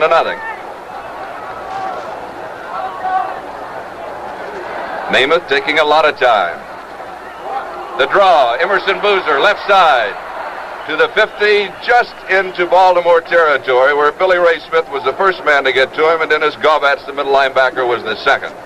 Don Shinnick, the right linebacker, also had a hand on the play as the defensive right side of the Baltimore Colts. Certainly getting a workout in this ball game. A gain of 3.5. So let's call it 3rd down and 7. The ball actually closer to the 50 than the 49-yard line of Baltimore. George? Sorry to wake you. For the record, George nodded. It's Mathis and Snell as the setbacks. And it's 3rd and 7. Namath over the middle. Lamon's the tight end. He has it. 38-yard line. And a first down for New York as Dennis Gaubats, the middle linebacker, makes the tackle.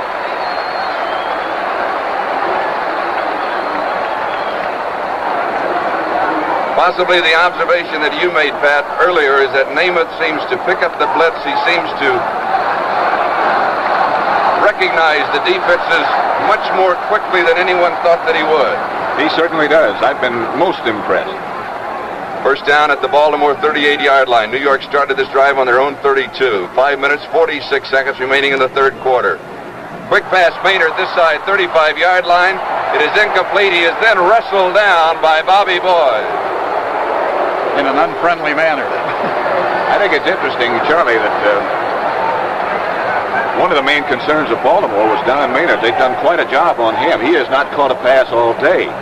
Most of the damage has been done to George Sauer, who I believe now has caught 7. And he sort of pops up and does things that you don't recognize he's doing.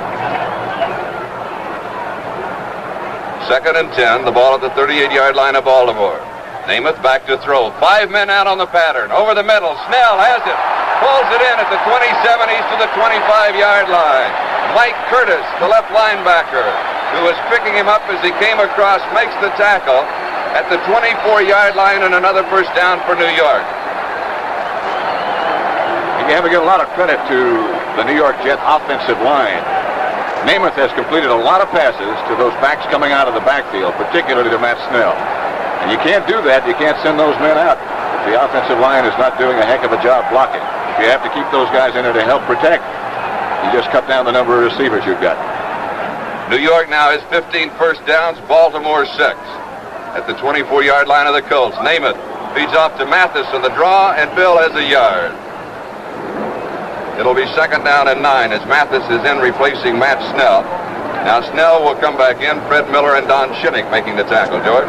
And I think one of the big differences between these two passers today has been that Namath has been able to complete passes to his secondary receiver quite frequently. You can see him back there looking one way, then looking the other, picking up a secondary receiver, whereas Morrill apparently has not been able to do that this afternoon. He seems to go back with a predetermined receiver. If he is covered, well, then he ends up running the ball or throwing to him anyway. 2nd and 9 at the 23-yard line of the Colts. And the secondary of Baltimore now shifts. Namath, good protection, steps back, throws one deep. Maynard, back edge of the end zone, comes out with it, but he's out of the end zone. Fred Miller hitting Namath as soon as he made his release. It'll be 3rd and 9, and Joe, I think, asks just for a towel as one is thrown out. Babe Pirelli comes in. Namath has gone out on the far sideline, and Babe Pirelli has replaced him at quarterback as he was really hit by Fred Miller. Namath may have hurt his hand. He's looking at his right hand over there, and he may have injured a finger on his throwing hand. It will be 3rd down and 9, the ball at the 23-yard line, and Babe Pirelli is now the quarterback. 52.7% completion average, 5 touchdowns, 2 interceptions during the regular season. This is the oldest man in the ball game. Babe is 38, a 15-year veteran. The quick pass is incomplete at the 15-yard line. He was throwing to George Sauer, and it will be 4th and 9, so Babe, of course, will stay in the hole for Jim Turner. And Jim is in with a field goal attempt coming up. He is hit 1 from 32 yards out as the New York Jets want to try and tack 3 more points on the scoreboard. Pat? As I check the front of the New York Jet bench where Namath is, something did happen to his right hand, his throwing hand. I don't know how serious it is. He hasn't even been looked at by the trainer as yet, so apparently it's not too bad. A 31-yard field goal attempt by Jim Turner. Pirelli holding. The boot is up, and it is good from 31 yards out. There's timeout on the field with the score now. The New York Jets 13, the Baltimore Colts nothing. This is Joe Garagiola with the question for you veterans. You got any doubts about your future? Then move into the field of the future, computers. Soon everything's going to be computerized, and it's starting now with 200,000 job openings for computer programmers, the guys who make $10,000, $12,000, $15,000 a year and more, giving instructions to the computer. Now, to learn computer programming, all you need is a high school education, and you learn right in your own home in your spare time with the American Computer Institute, approved for veteran training. A special teaching process makes the learning faster and easier than you'd imagine. Get the American Computer Institute's free booklet and aptitude test. In New York, call now. OR7-1700. That's OR7-1700. Or write computer, WNBC Radio, New York 10020. That's computer, WNBC Radio, New York. 3 minutes, 58 seconds remaining in the third quarter with the New York Jets leading Baltimore 13-0. George? Charlie, it's interesting to note that as Joe Namath is over behind the Jets bench warming up to see if his throwing hand is all right, you have about 82,000 people here watching that, and 40 Baltimore Colts very intently looking over that way, too. The deep men are Timmy Brown and Preston Pearson as Curly Johnson kicks off. Preston Pearson takes it, went back for it, hit the crossbar, automatic touchback. He would have taken it about 5 yards deep in the end zone. But it hit the crossbar, and the ball will come out to the 20-yard line, and John Unitas is now the quarterback for the Baltimore Colts.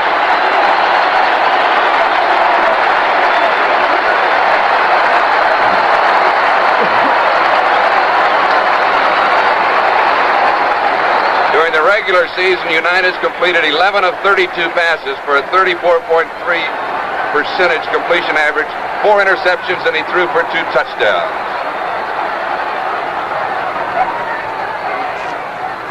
Unitas to Matty on a sweep to the right side, and Thomas to the 25-yard line. A gain of 5, it will be 2nd down and 5 yards to go. I'm always interested to see when a quarterback comes in this type of situation now with 3:35 remaining in the third quarter, whether he opens up running or throwing. Unitas is a quarterback who has always had the reputation of controlling a passing offense, not one who tries to establish the run. He likes to throw the football. He probably is just feeling his way a little bit right now. 2nd and 5 from the 25. Unitas fakes, throws, pass complete, 25-yard line to Tom Matty, and he is rolled down immediately by Larry Grantham. That is the line of scrimmage. It will be 3rd and 5. George, you were a quarterback, and you saw a lot of this type of situation. How did you open?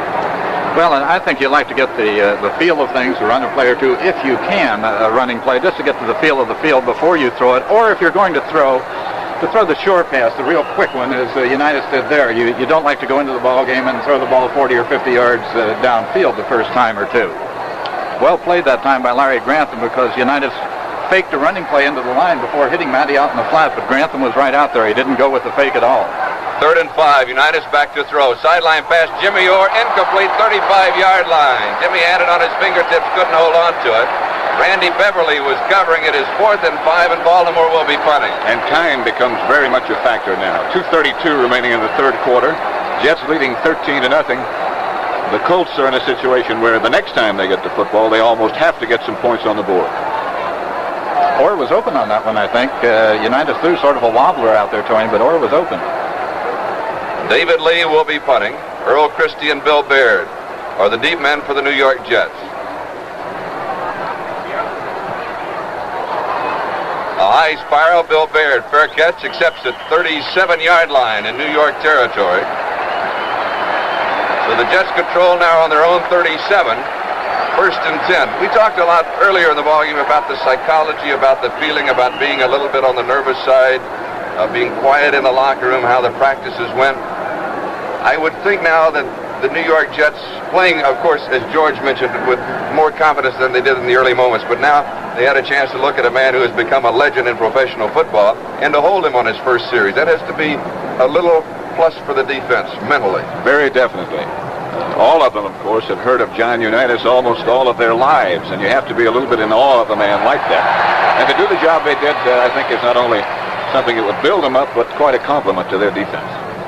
We notice as the Jets come back out onto the field to take over the ball that Joe Namath has come back in at quarterback, so he will again be the quarterback for the Jets. Pirelli replaced him for just one play in that last series of downs when Joe apparently, I don't know whether his throwing hand was stepped on, but seemed to injure a finger or something in his hand, not seriously, but he is back in the ball game now. Matt Snell has scored the only touchdown of the ballgame. That was in the second quarter from 4.5 yards out, and Jim Turner of the Jets has 2 field goals from 32 and 31 yards away, and it's 13-0 New York.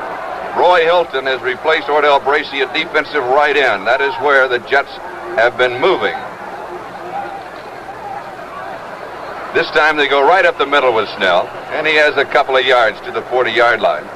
It'll be second down and 8 yards to go. Bob Talamini, John Schmidt, and Winston Hill blocking on that side. Think about the only 2 spots that the Jets have run this half have been directly up the middle with Matt Snell or off tackle to the left. I don't recall a running play going to any place else in this half. And most of them in the first half the same way, particularly off tackle to the left. New York controlling on their own 40-yard line. Second down and 8. Namath back to throw. Strong rush by Bubba Smith. The pass is just off of the hand of George Sauer. Check it, that wasn't Bubba. That was Roy Hilton, the defensive right end, who was in replacing Ordell Bracey. So it will be third down and 8 yards to go at the Jet 40.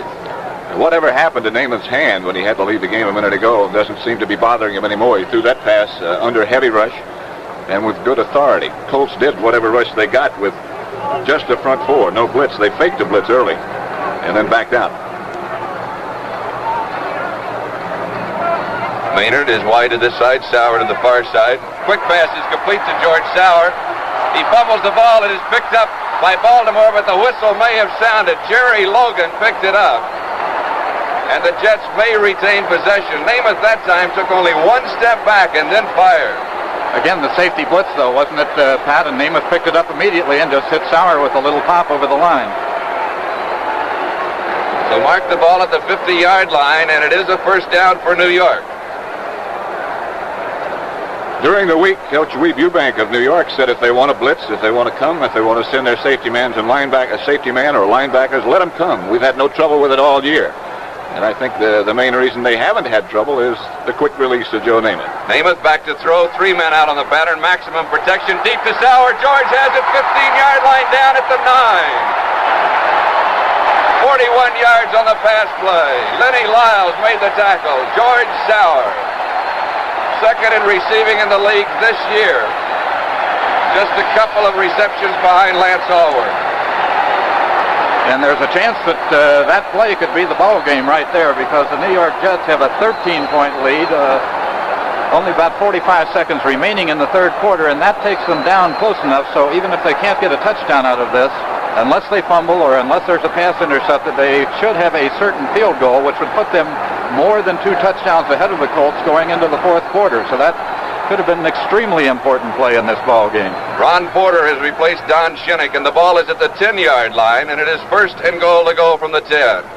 Namath takes a lot of time, spins, gives off to Snell. Snell this time goes to the right side and has 4 yards to the 6, where it's second and goal to go. Pete Lammons and Dave Herman, the key blocks on that side. Gobats and Logan with a tackle. And that may be the first time in the third quarter now with 3 seconds remaining that the Jet offense on the ground has moved to its right. I think he tried to cross them up that time. He's gone to the left so frequently. I think he just tried to cross them up, going to the right. The gun sounds at the end of the third quarter with the score, New York 13, Baltimore nothing. Score gives you no outrageous promises. Score gives you good-looking hair. Yeah! Score gives you no outrageous promises. Score gives you good-looking hair. You use it with water. It mixes with water. Score gives you good-looking hair. Score gives you no outrageous promises. Score gives you good-looking hair. Score doesn't promise to make you an all-star athlete or to change your love life. It just gives you good-looking hair. Use Score and a little water. It keeps your hair in place without looking greasy. Score doesn't make outrageous promises. It just gives you good-looking hair. You use it with water. It mixes with water. Score gives you good-looking hair. Score gives you no outrageous promises. Score gives you good-looking hair. Along with Pat Summerall and George Ratterman, this is Charlie Jones. Where New York controls on the Baltimore 6-yard line, it is second and goal to go. And Pat, you would correct me on the receiver because Sauer has been working on the left side all day, and I just figured it automatically went to George, but it didn't. It went to Don Maynard. It's the first time today we've seen Maynard on that side. This is something I think they did with great success against Oakland in their own championship game. Maynard and Sauer on the same side, and just a great pass by Joe Namath. Hung it right in there. So give the credit to Don Maynard, and that may be his first reception in the ball game. And he saved it for a key situation. The ball is at the Baltimore 6-yard line. The Jets control, second and goal to go. New York leading Baltimore 13-0 as we open now the fourth quarter.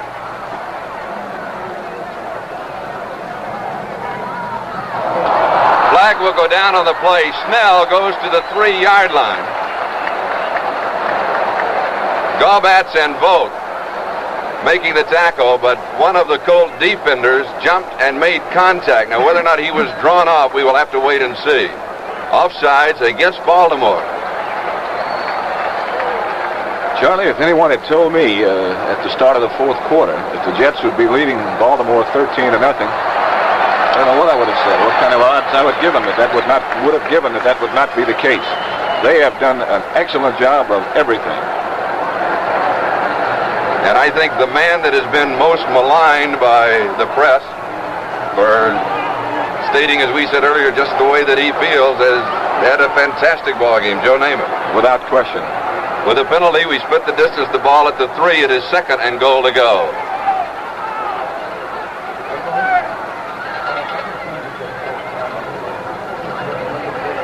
Matt Snell coming to the outside, cuts back in to the line of scrimmage, and that's about it, as Lou Michaels is there to stop him, as Michaels is now in and seems to come in on all the short yardage situations for the Baltimore Colts. So it'll be third down and goal to go, and the ball at the 3-yard line of Baltimore. Bill Mathis and Matt Snell are the running backs. Snell scoring the only touchdown thus far in the ball game from 4.5 yards out. Jim Turner with 2 field goals.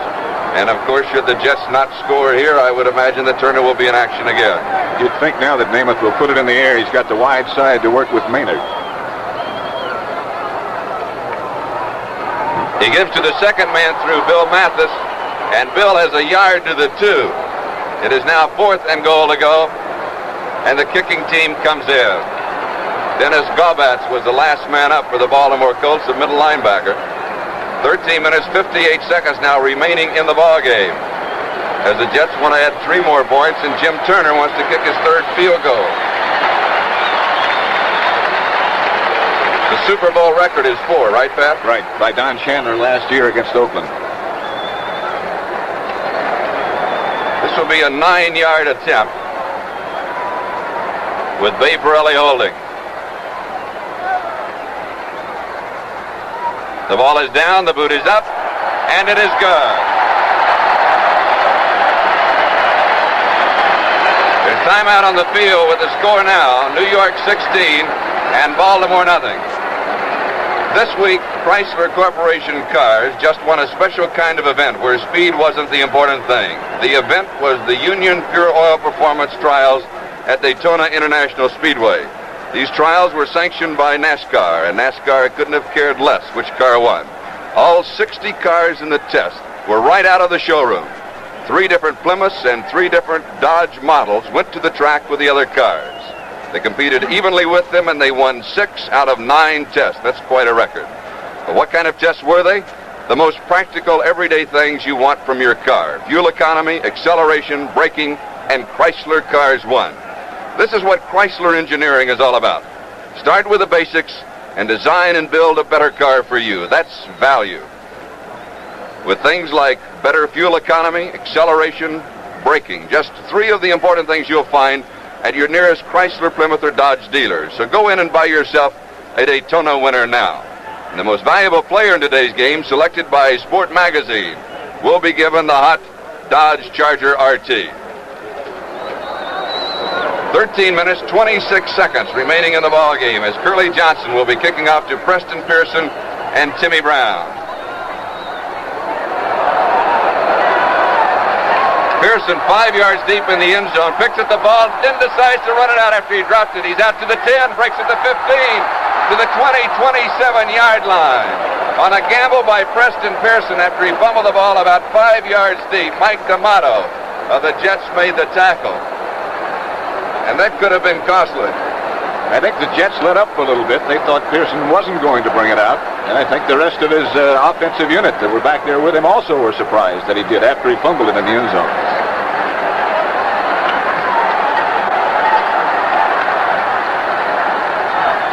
John Unitas, the quarterback, throws far side. The pass is complete to John Mackey, his tight end. At the 32-yard line, and Larry Grantham makes the tackle. No time now for the Colts to attempt to establish anything. They've got to put the football in the air with a possible draw or a screen here and there. But they've got to get some points on the scoreboard and do it in a hurry. Not field goals, touchdowns. Matty on a sweep to this side is outside the 35 to the 37, the 38-yard line. Al Atkinson, the middle linebacker, is the man who made the tackle, along with Ralph Baker. John Unitas has a great reputation for being able to bring his team from behind in games such as this in the fourth quarter. Of course, most of the years when Unitas was doing that, he had a strong right arm. He's throwing the ball pretty well, but we don't know just how strong that arm is as far as the deep pass is concerned. Unitas throws this side. It's complete to Willie Richardson at the 45-yard line. He steps out of bounds. Johnny Sample was the man covering him right in front of the Colt bench, and tempers begin to flare again at the 45-yard line. A gain of 7 on the play, so it'll be second down and 3 yards to go. And Sample, of course, as Pat Summerall mentioned, is a man who talks to you a lot, and he's also a man that used to be with the Baltimore Colts, and the man that he was then talking to was Tom Mitchell, and I think Tom had a couple of answers for it. Seemed to. They spot the ball at the 44-yard line, so it'll be second down and 4 yards to go. The Colts controlling in their own territory. Unitas gives to Matty, 2 guards pulling to the 50, New York territory, playing his blockers beautifully inside the 40 to the 37-yard line. Dan Sullivan, the leading guard, and Matty stayed just on his heels. A first down for the Baltimore Colts. As for the first time in the second half, they've begun to generate an offense. Al Atkinson made the tackle, the ball at the 37-yard line of New York. One thing Unitas is doing that Morrow did not do is change his cadence when the ball is being snapped. It seemed that the Jets had all the momentum. Quick count. Flags on the play. The fullback, Jerry Hill. Hill to the 26 or the 25-yard line, but there were markers down. Say one thing for Unitas, he's picked this team up. They're showing a good deal more pep out there on offense and go than they had earlier in the ball game. I think that time he caught the Jets offside. I made a point just a minute ago that he was changing his snap cadence, and the Baltimore offensive line seemed to have taken some of the momentum away from the Jets, and that's what happened that time. Offsides against New York, it is refused, and the ball is at the 26-yard line and a first down. seemed to not play for the Jets to jump off sides because it was actually a quick count up at the line of scrimmage. And how you can jump offside on a quick count, I don't know. Orr comes wide to the near side, as does Richardson. Unitas throws right. The pass is incomplete. Willie Richardson, the intended receiver, and Jim Hudson was covering him. It'll be 2nd and 10. 11 minutes, 14 seconds remain in the ball game. The New York Jets lead by a score of 16-0. And of course, we might mention at this juncture, now with a 2-touchdown plus 2-point lead, is that in this ball game, as in the regular NFL games, you can go only for the 1 extra point, and you cannot go for the 2 points. So Baltimore trailing by now 2 touchdowns and a field goal. Unitas back to throw, 4 men out on the pattern. Good protection into the end zone. The pass is intercepted, the 4th interception of the ball game. For the New York Jets, there was a flag down. As running at Johnny Sample was Tom Maddie. Sample dropped to trip him at the 5-yard line. This is after the play had ended. Randy Beverly has his 2nd interception of the ball game, and the Jets have their 4th interception. Jimmy Orr was the intended receiver, and Randy Beverly, the 2-year veteran from Colorado State, having a great afternoon. The flag is still down. The exchange between Sample and Maddie took place about the 3 or 4 yard line. I'm wondering if that might not be something that came out of the audience and is not a flag. Could be. The ball at the 20-yard line, New York controls. We'll take a look at the yellow object at the 3-yard line right after this play. 1st down for the Jets on their own 20. Namath on the draw. Snell has a couple of yards. To the 22, it'll be 2nd and 8. Emerson Boozer, rather the fake was to Snell. No, it's part of the halftime pageantry. Somebody left part of the cornucopia, I believe, that they had that was yellow. So the ball at the 22-yard line of the Jets, they control it as 2nd and 8.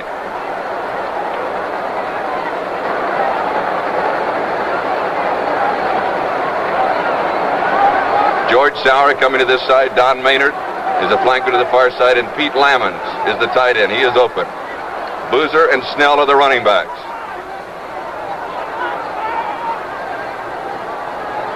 Namath, Matt Snell. The hole open on the left side for Snell for just about a yard, and it was closed immediately as he was driven back. So mark it at the 23. It will be 3rd down and 7 yards to go. Exactly 10 minutes remaining in the ball game. The New York Jets leading by a score of 16-0 over the champions of the National Football League, the Baltimore Colts. Winston Hill, Bob Talamini, John Schmidt, Randy Rasmussen, and Dave Herman, the interior offensive linemen for the New York Jets. Ron Porter and Roy Hilton are in on defense for Baltimore. Namath, quick pitch, Emerson Boozer around the corner, 25 to the 30-yard line, and he has the 1st down. He had to go to the 30, and he did.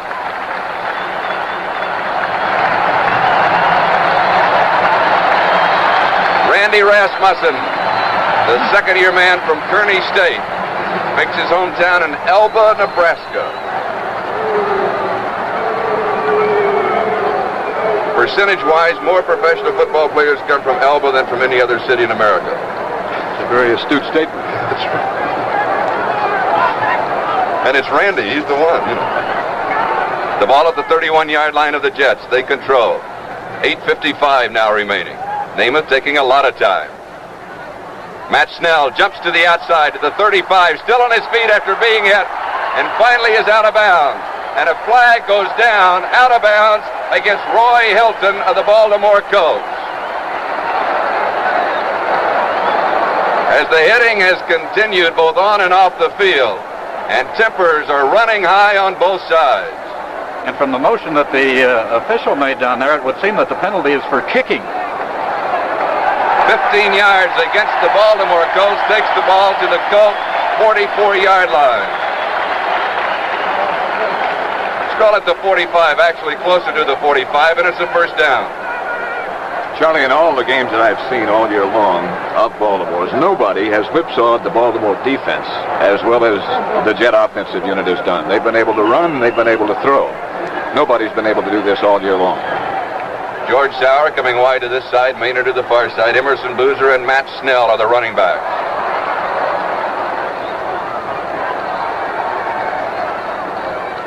Snell over the right side, inside the 40 to the 37-yard line. A gain of 8 yards on the play. It will be 2nd and 2. Jerry Logan and Rick Volk, the defensive safeties, make the tackle. And again, as both George and Pat have pointed out, the credit throughout the ballgame for the New York offense has to go to the center, John Schmidt, the guards, Bob Talamini, Randy Rasmussen, the tackles, Winston Hill and Dave Herman. They've given pass protection and they've opened the hole. Matt Snell comes out. He's replaced by Bill Mathis.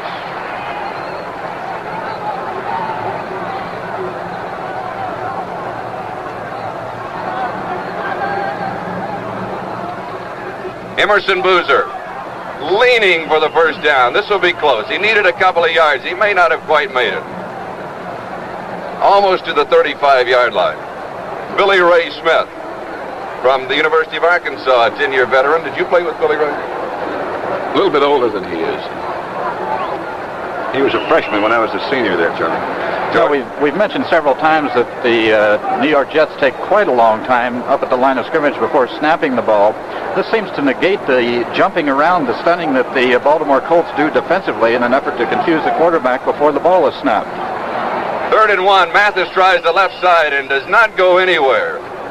So it will be 4th and 1, and Jim Turner comes on. He has a chance to tie now the Super Bowl record with a field goal attempt coming up. He's hit from 32, 31, and 9 yards away. Did I mention earlier about his dreams? Did I say that on the air? Because we had talked about it. Because all season long he dreams the night before, and he always is missing the one that wins the ball game. And when he came into the Jet locker room, I asked him if he had a dream last night, and he said, I had about 300 dreams. I couldn't sleep. This will be 42 yards away. Babe Pirelli will be holding. 6:46 remaining. The snap, the ball is down, the boot is up. It is no good. It is off to the left. There's timeout on the field with the score. New York 16, Baltimore nothing. This is Joe Garagiola with the answer for all you guys who feel trapped in a nothing job with a nothing future. Move into the field of the future. Computers. Soon everything will be computerized. Right now there are 200,000 jobs for our computer programmers. The men who earn $10, $12, $15,000 a year and more by giving instructions to computers in easy-to-learn computer language. So if you're a high school graduate, the American Computer Institute will train you to become a computer programmer right in your own home in your spare time. A special training method makes learning easy, and in a short time, you'll be qualified for a high-paying, high-status position with a solid future. Get the American Computer Institute's free booklet and aptitude test. In New York, phone today. OR7-1700. That's OR7-1700. Or write computer WNBC Radio, New York 10020. That's computer WNBC Radio, New York. This is Charlie Jones. George Ratterman, Pat Summerall, 6:34 remaining in the ball game. The 3rd annual Super Bowl, the New York Jets leading the Baltimore Colts 16-0. Baltimore controls from their own 20-yard line, first down. John Unitas is the quarterback, sends 4 men out on the pattern, throws far side, it is tipped, almost intercepted. Jim Hudson is the man who knocked it away, and John Mackey, the intended receiver. It will be 2nd and 10 for the Colts, the ball on their own 20. Unitas has not thrown long yet, has he, since he came into the ball game? Well, the one that was intercepted by Beverly, I think, in the end zone was the longest attempt he has made. That was only about 25 or 30 yards, I think.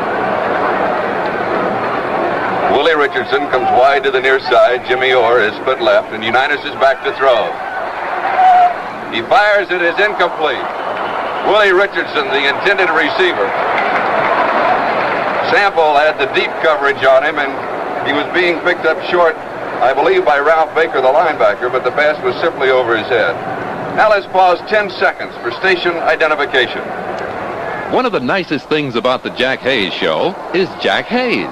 Weekdays, noon to 3. WNBC Radio 660 and WNBC FM New York. 3 field goals by Jim Turner and a touchdown by Matt Snell from 4.5 yards out. The scoring of the ball game, all for New York. 3rd and 10 from the 20-yard line. Unitas throws. This pass is partially deflected at the line of scrimmage. It is incomplete. Mackey, the intended receiver. It will be 4th and 10, and the Colts will have to punt.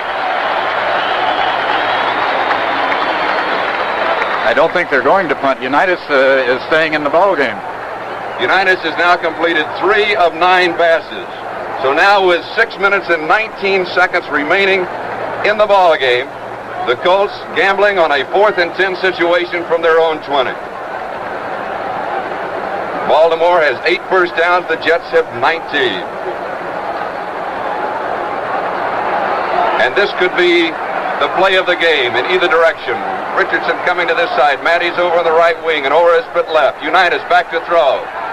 He fires. The pass is complete. They have the first down, 37-yard line. Randy Beverly and Larry Grantham actually stopping Jimmy Orr. They never brought him down, but they stopped him for the whistle to sound at the 37-yard line. That's quite a gamble. It's a gamble that Baltimore had to take if they had any plans of pulling this game out at all. With 5:50 now left, Unitas has got to get them in soon. Richardson comes to this side. Jimmy Orr to the far side. Matty's off on the left wing, and Jerry Hill is the remaining back. Unitas back to throw. Loops one. This one is incomplete. Willie Richardson, the intended receiver, and the pass was high, and Unitas has been high to Richardson a couple of times. That would indicate that his arm is still not what it used to be, because he would not miss passes like that. Richardson was open, and 2 or 3 times he has thrown high and over his head. Would indicate to me that he just can't snap it off like he did when he had a good arm. Is there any chance that his arm will be well by next year? From what I hear, Charlie, surgery would not do whatever injury he has any good. If rest can cure it, it might be all right. It'll be 2nd and 10. Baltimore controls at their own 37-yard line. 5:39 remaining. New York leads 16-0. Unitas back to throw. Good protection. Screen. And the pass is incomplete to Jerry Hill. And if memory serves me right, that's the first screen of the ball game, isn't it? I'm just going to say that. We had 1 or 2 for that early play to Mackey that was somewhat like a screen pass without the lineman in front of him, but this was the first legitimate screen pass in the entire ball game, I believe. Al Atkinson, the middle linebacker of the Jets, had infiltrated the screen. Now 5 minutes, 34 seconds remaining.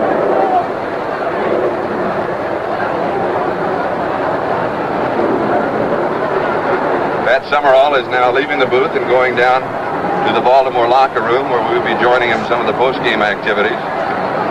3rd and 10 from the 37-yard line. Unitas under a strong rush. The pass to Mackey has it. A flag goes down back at the 32-yard line. Mackey is dropped at the 46 or 47, but a flag was down. Bill Baird made the tackle. And a strong rush for the New York Jets. They will tack the penalty onto the end of the play, 15 yards.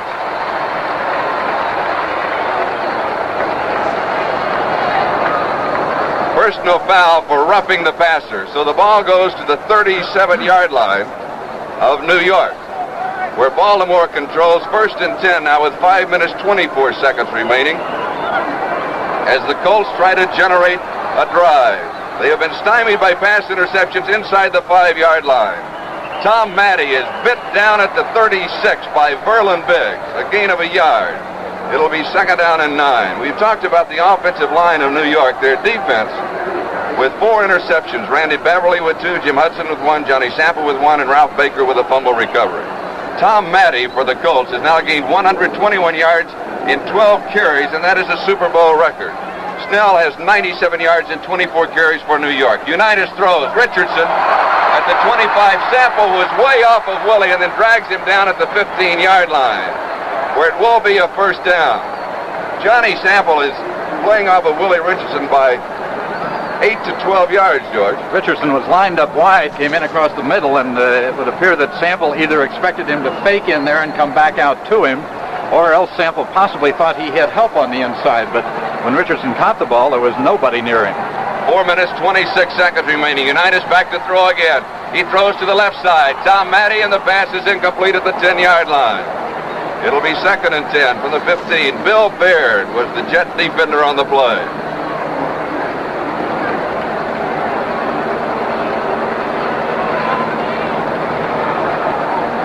The interior offensive lineman for the Baltimore Colts, now with John Williams, Glenn Ressler, Bill Curry, Dan Sullivan, and Sam Ball. As Bob Vogel, who has been bothered by that bad ankle that he hurt in the championship game, comes out. Mackey's the tight end, Jimmy Orr the split end, Willie Richardson the flanker, Hill and Matty are the setbacks, and John Unitas is the quarterback. 2nd and 10, the ball at the 15-yard line of New York. Unitas throws, the pass is to Orr, he has it at the 5-yard line. A flag goes down against Al Atkinson, who was the second man to get to him. Randy Beverly made the tackle between the 3 and the 4-yard line, and the personal foul, which will be called against Atkinson, will split the distance to the goal line as Tom Mitchell, the second tight end, comes in, and the ball is placed just inside the 2. Will be 1st and goal to go. Personal foul called against Atkinson. 4 minutes and 14 seconds remaining in the ball game.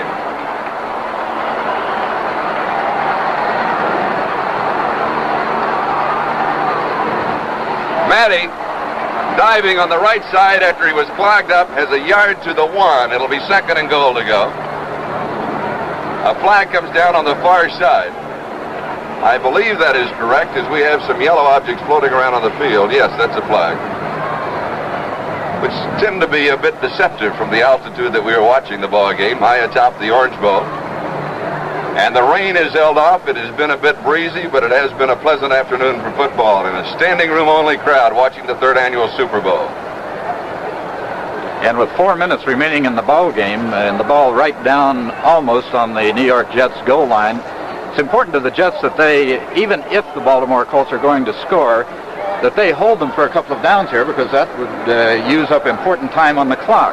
So even if Baltimore is going in for a touchdown at this point, and it would appear that they probably will, it would be important if the Jets could hold them here for a couple of downs, make them use up some of that remaining 4 minutes. The Jets were offside. They take the penalty to the 1, and it's 1st and goal to go as Matty goes in motion. Quarterback sneak by Unitas, just trying to burrow his way in, and no signal from the official.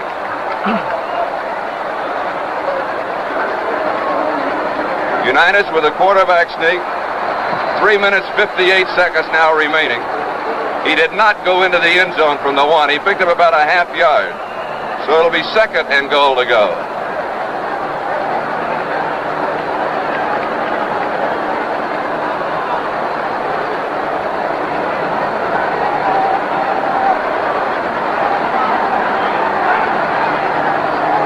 Unitas takes, gives to Matty. He is stacked up.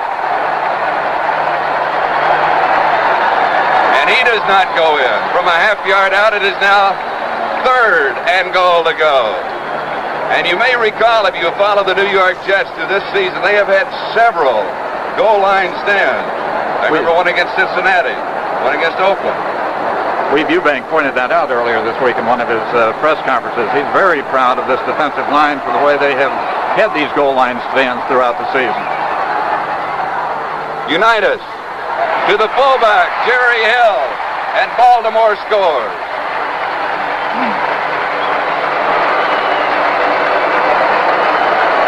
It was an 80-yard touchdown drive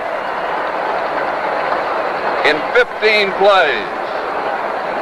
And the Colts are on the scoreboard for the first time now with 3 minutes and 19 seconds remaining. And it is 16-6 with the extra point coming up. Lou Michaels will be attempting.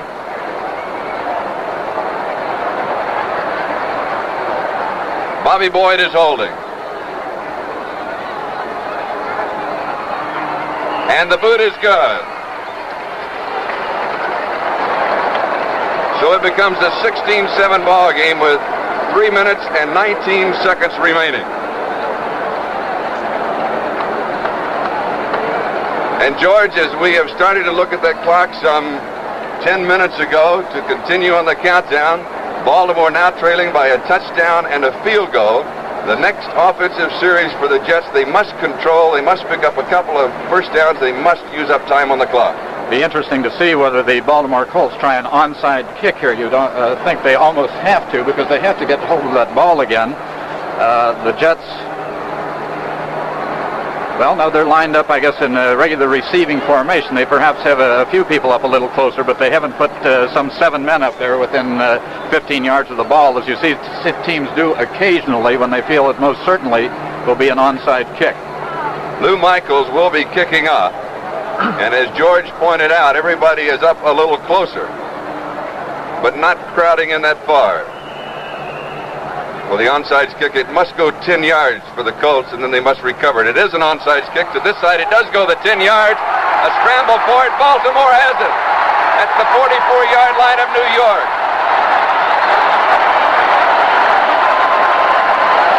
84, Tom Mitchell comes out of the stack. But the man at the bottom has been shaken up. Mitchell, I believe, is the man who actually recovered it. And they want to get the player off.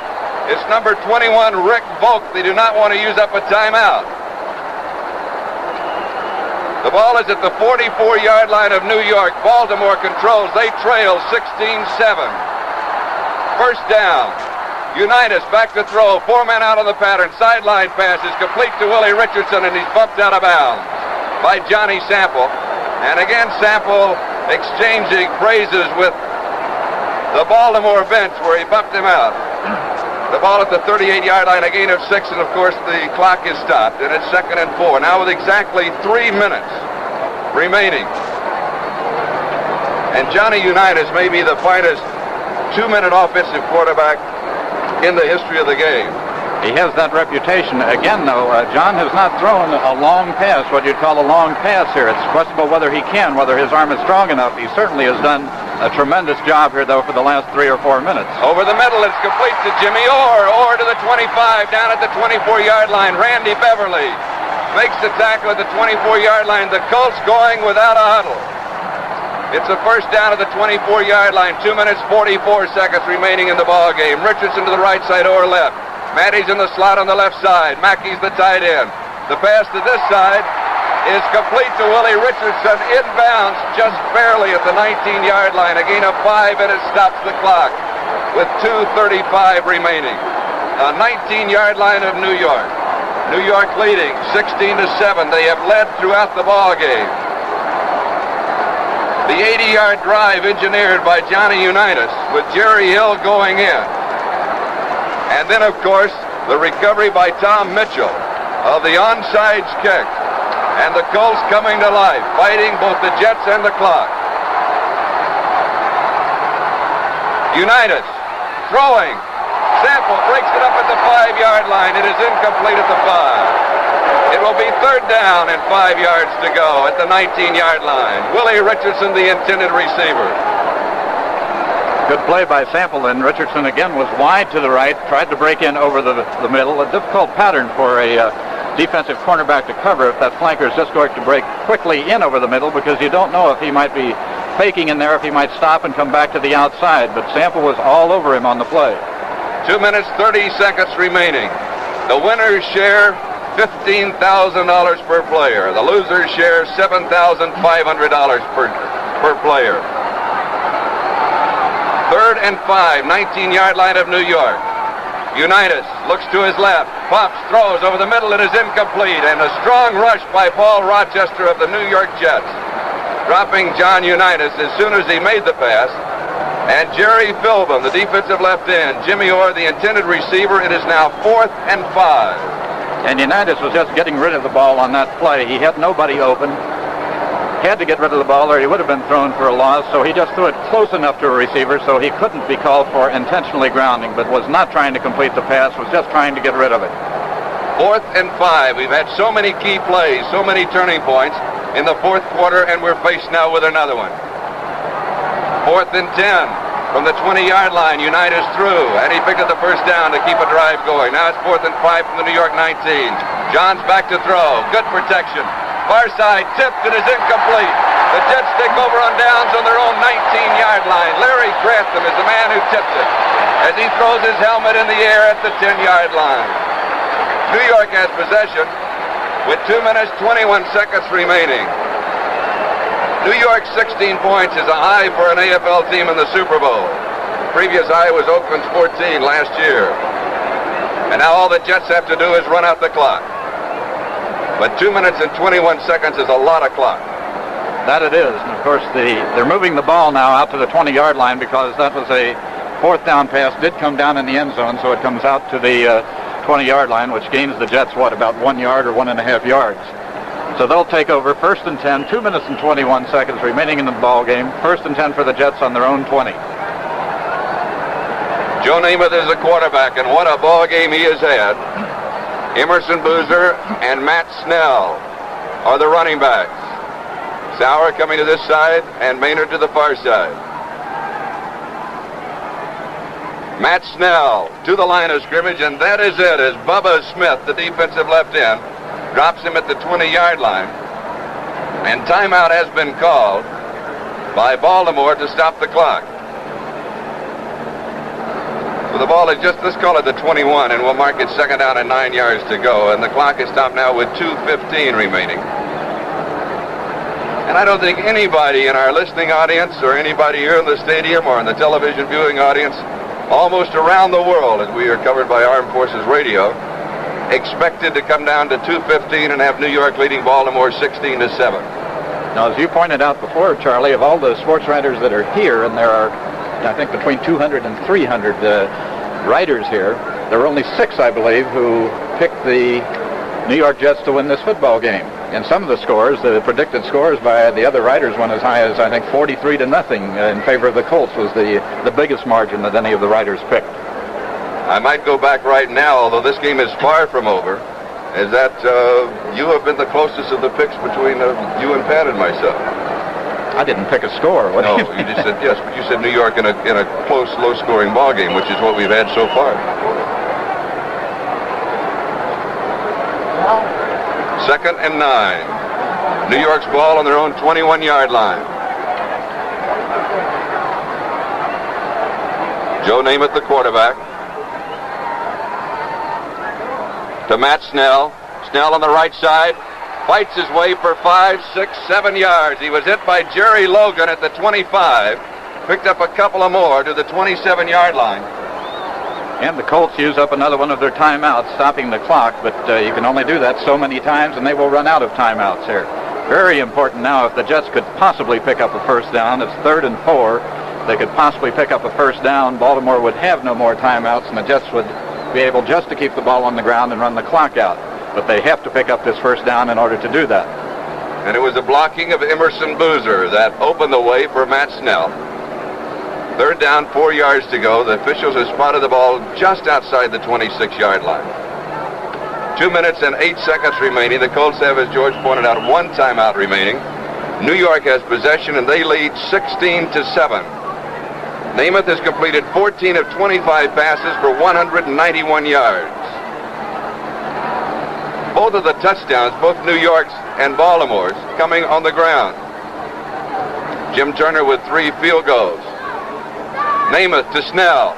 Snell on the right side, fighting with all of his strength at the 29 to the 30-yard line. Let's see where they marked the football. They started at the 20 following the touchback. He has to get to it. Just to the chalk mark. And timeout is called by Baltimore. Bob Talamini was the lead guard. The chains have not moved, and now they move. It is a 1st down for New York.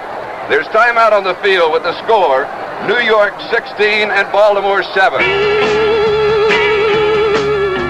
Score gives you no outrageous promises. Score gives you good looking hair.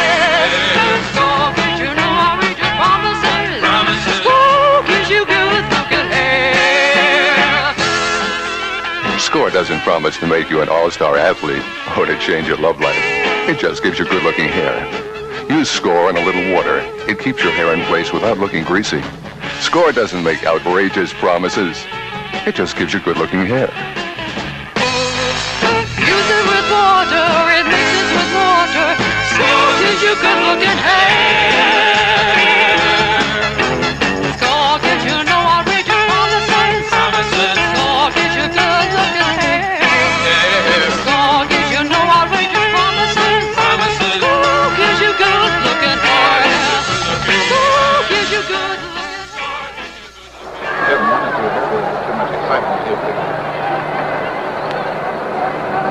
This is Charlie Jones now with George Ratterman, as Pat Summerall, who's been with us throughout our broadcast, has gone down to the Baltimore locker room for part of the post-game ceremonies and interviews. Kyle Rote will be in the New York Jets locker room. We hope to be able to join both of them in the post-game, as New York leading by a score of 16-7, now with 1 minute and 54 seconds officially remaining in the third annual Super Bowl. The Jets going for the first victory for an American Football League team. They're only 1 minute and 54 seconds away. George Sauer coming to this side. Don Maynard goes to the far side. Joe Namath is the quarterback. Emerson Boozer and Matt Snell are the setbacks.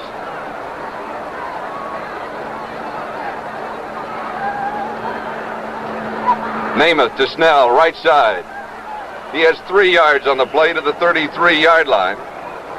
It'll be 2nd down and 7, and it was Winston Hill and Bob Talamini opening the hole. Mike Curtis, Bubba Smith, and Billy Ray Smith closing the hole. And now the clock continues to run. The Baltimore Colts have no more timeouts, so the Jets can take their full time here, probably run out the clock without having to turn the ball over. Charlie, we noticed an interesting thing. George Sauer was lined up wide to the left that time. The play went to the right. As soon as the ball was snapped, he just took off and ran over there and trailed the ball carrier, presumably looking for a fumble, seeing if there was going to be a fumble or anything. He wanted to be in on it. 2nd and 7, 33-yard line. Jets control, leading. They're in their own territory. Mathis has replaced Emerson Boozer. And, of course, Namath using up the clock that George was talking about. He took more than the allotted 30 seconds, and so now with 1:08, 5-yard penalty for delay of game. And that will stop the clock. With a penalty, the ball goes to the 28-yard line. And it is 2nd and 13, we'll call it. It stops the clock, but only after the Jets have used up their full time, so they don't mind the 5 yards, and they want to use their full time. And, of course, the clock will start again now as soon as the ball is snapped. Matt Snell. Snell has a yard to the 29-yard line, and the clock will continue on its march. Billy Ray Smith at the bottom of the stack for Baltimore, now with 56 seconds remaining. And we noticed a chant in the stands before, "We're number one," presumably from American Football League fans here in Miami. 3rd down and 11. 3rd down and 11, 43 seconds remaining in the ballgame. New York leading at 16-7. Taking all of the time they possibly can as they slowly break the huddle. 33 seconds remaining. 30 seconds remaining.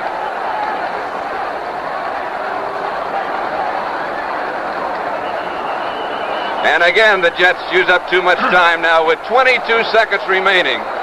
And it is a 3rd down situation, so the ball game is actually over. They will come out. Namath will take the ball and fall on it. That will start the clock, and time will run out. The New York Jets have won it.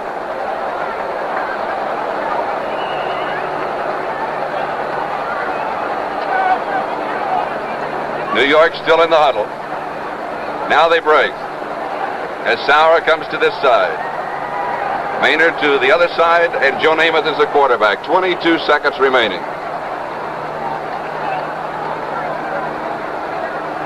Namath gives to Matt Snell. Snell on a sweep to this side is to the 25, 27-yard line. Rather than falling on the ball and running out the clock, O.C. Austin made the tackle, and Baltimore had one more timeout. We miscalculated, George. That was the 2-minute mark, and there are 15 seconds remaining.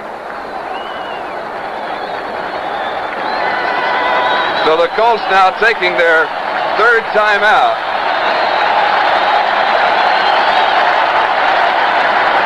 With 15 seconds remaining, the ball is at the 27-yard line of New York. The Colts, however, in 15 seconds, must score a touchdown and a field goal. It can be done. It has been done. Curly Johnson will be punting. The clock will start as soon as the ball is snapped. The Colts do not have any timeouts. Timmy Brown back to run this one back, and he's one of the better ones in the business. Here's the snap to Curly. Strong rush. He gets it off. Timmy Brown comes over, fields it, steps out of bounds at the 34-yard line. That stops the clock now with 8 seconds remaining.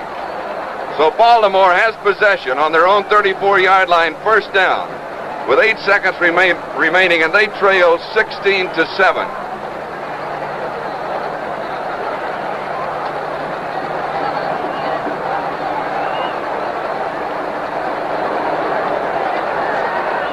Unitas will be the quarterback.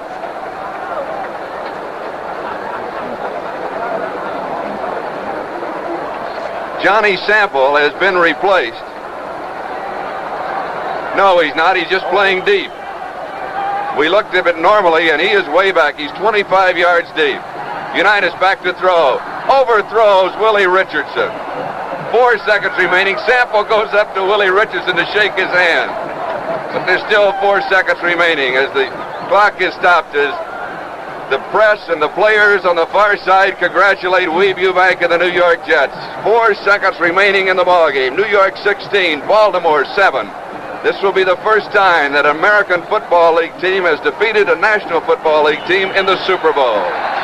Green Bay winning the first 2, the New York Jets winning the third, answering all the questions of the future of the Super Bowl. Unitas back to throw. Looping one. It is complete to Willie Richardson. Johnny Sample makes the final tackle of the ball game as time runs out. The Jets have won the Super Bowl. That is the end of the game with the final score. New York 16, Baltimore 7. We'll be back in a moment with the final wrap-up of today's game. This is Joe Garagiola with the question for you veterans. You got any doubts about your future? Then move into the field of the future. Computers. Soon everything's going to be computerized. And it's starting now, with 200,000 job openings for computer programmers. The guys who make $10,000, $12,000, $15,000 a year and more, giving instructions to the computer. Now, to learn computer programming, all you need is a high school education. And you learn right in your own home, in your spare time, with the American Computer Institute, approved for veteran training. A special teaching process makes the learning faster and easier than you'd imagine. Get the American Computer Institute's free booklet and aptitude test. In New York, call now. OR7-1700. That's OR7-1700. Or write computer, WNBC Radio, New York 10020. That's computer, WNBC Radio, New York. George, they said that it couldn't be done, but it has been here at the third Super Bowl. The New York Jets defeating the Baltimore Colts by a score of 16-7. And you try to pick out the hero or the one responsible for this win. You just can't do it because all of the New York Jets played magnificently this afternoon. They had to beat what's really a great football team, the Baltimore Colts, this year. To beat them by a score of 16-7, they played well on offense, controlled the ball amazingly well against this great Baltimore defense.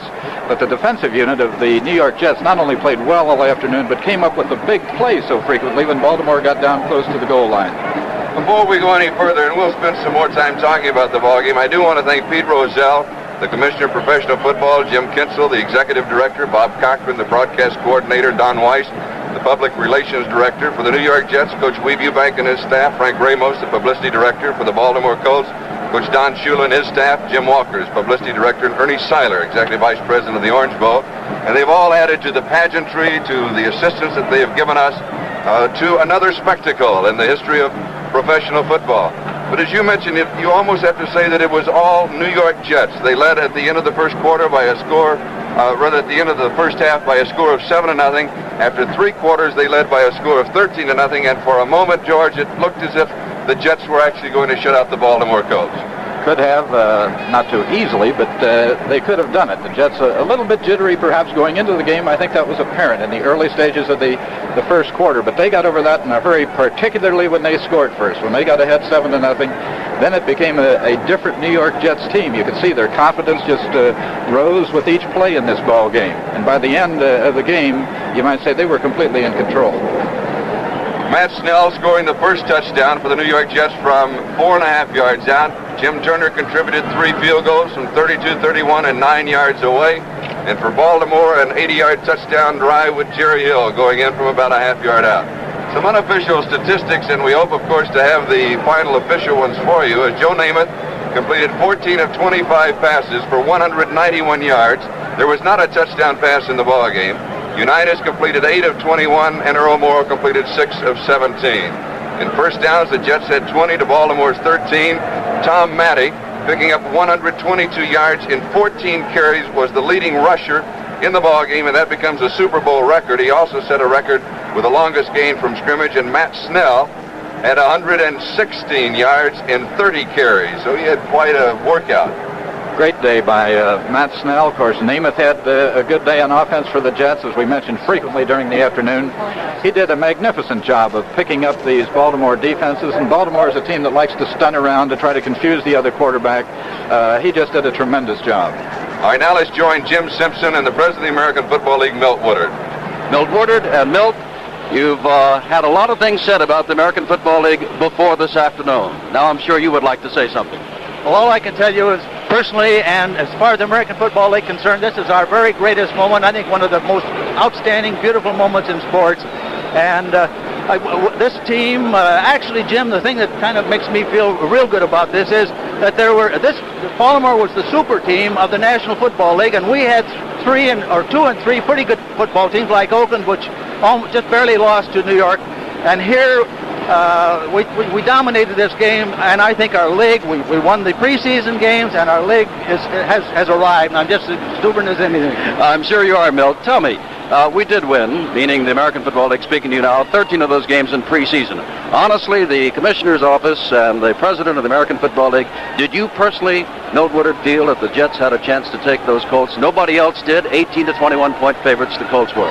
I'll be frank about it. I hoped it'd be close. I thought that we would. I actually thought that we would not make it, but I did feel my confidence started to build up when I talked to Namath. I gave him an award on Thursday, and he says, we're going to win. And I saw Weeb Eubank, and he says, look, we're going to make you real proud of this. We're going to win. And I think I went up in those stands and with real great hope, and now I'm just doggone happy. Milt Woodard, thank you very much. Now let's go upstairs. All right, that was Jim Simpson talking with Milt Woodard, the president of the American Football League. And, of course, George, he expressed the jubilation, I'm sure, that will be shown this evening in Miami by all of the owners, the men who started this league some 9 years ago. And who would have thought that in that short a period of time we would have arrived at this type of a tremendous football spectacle? Well, it goes without saying that everybody associated with the American League will be extremely happy tonight. But, you know, I think this game and its outcome with the American League winning the third Super Bowl game now is good for all of professional football, really, because people are beginning to say that the National League was just too superior. All right, George, now let's go to Kyle Rote in the Jet locker room. Eubank is just discussing with the rest of the team, giving the plans for the next few hours. And Coach Weeb Eubank. Coach, it was a great win. It's a great bunch of players. We have a great organization. Our coaches that just did fine.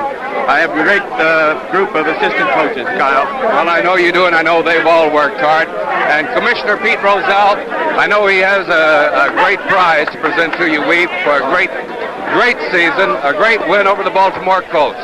Commissioner Rozelle, your presentation. Weeb, that was a tremendous and very poised effort by your ball club today, and it's obvious that the New York Jets have taken forward tremendous strides on behalf of the entire American Football League. Congratulations. Thank you, Pete. We beat a fine football team, Pete. Yours was a great one today. Fine, thank you. And of course, the president of the New York Jets, Mr. Phil Island. I know you're delighted with your team's performance. Well, I sure am. This proves that it's a great team. It proves it's a great league. And I assure you that when you're a champion, it means you beat the best. And we beat the best today. Thank you, Kyle, very much.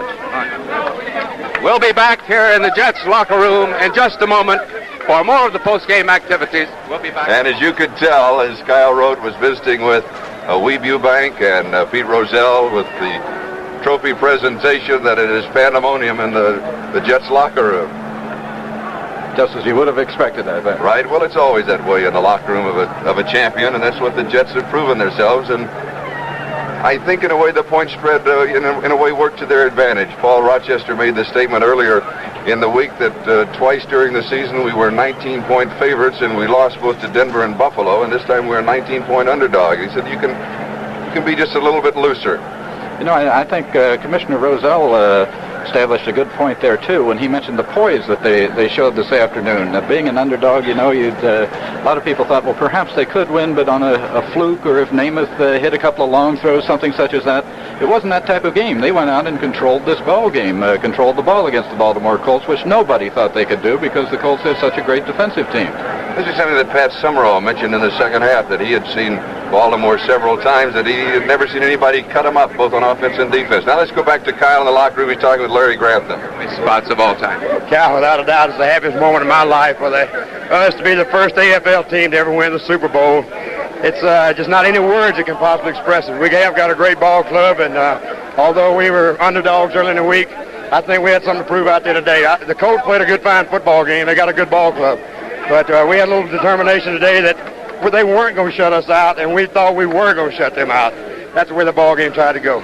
Larry, was there a possible chance that any of your men were a little wary, a little fearful of the Colts because of all that publicity? Anytime you see a team that's 18.5-point underdog, and you see that they've won 15 games in one season, there's not any doubt about it. You've got to be a little fearful of them. You've got to be a little leery of what's going on. So I think the first series they had the ball, we weren't playing our ball game, but then I think after that we started to come alive.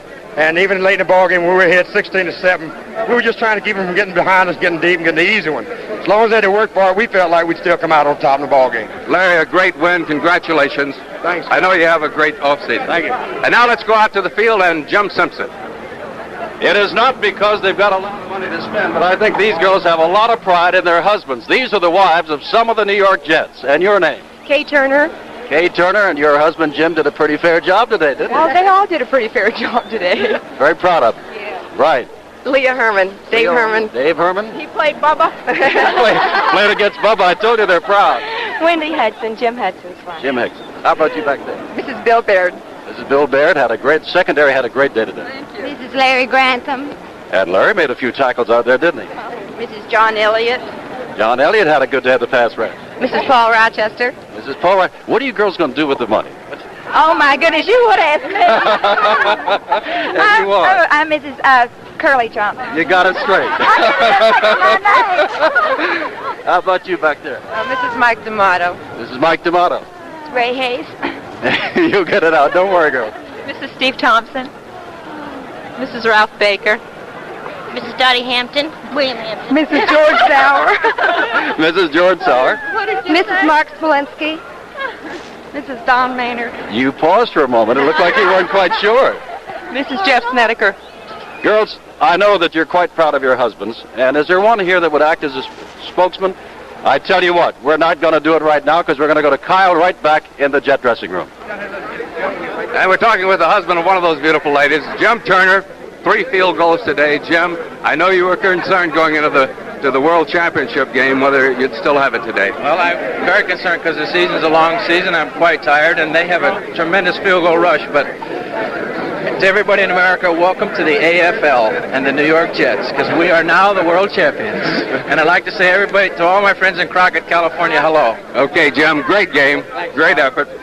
And Joe Namath, the big man, of course, who put himself on the spot. Joe, it was a fantastic ball game, young man. Thank you, Cal. Anytime you win, it's a good game. You feel loose? I feel loose now. Felt loose during the game. You know, there's a couple of things I'd like to say. One, I want to congratulate the entire AFL. I think a lot of people were surprised today. A lot of our critics. The whole AFL play with anybody in the world. And right now, we're supposedly better than anybody in the world. I feel that way. I felt that way all along. The Baltimore Colts are a fine football team. And I'm not trying to be overly humble or humble at all. But they could have had a couple interceptions from me. They dropped the ball. A couple good plays. Of course, I was throwing the ball bad. I wasn't throwing good. And all those people, 42-13, they're going to beat us. Really? Didn't give the AFL a chance at all. Not just the Jets, the AFL.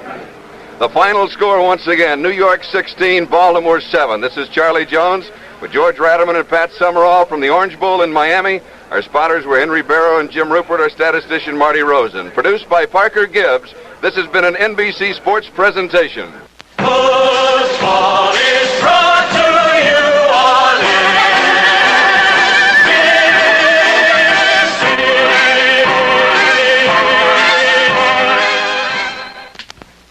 Straight Ahead with Charlie Brown's traffic reports. Weekdays 3 to 7 p.m. WNBC Radio 660 and WNBC FM New York. Super Bowl wrap-up brought to you by HFC, the company that says, before you sign on the dotted line, know what your loan will cost. That's Household Finance.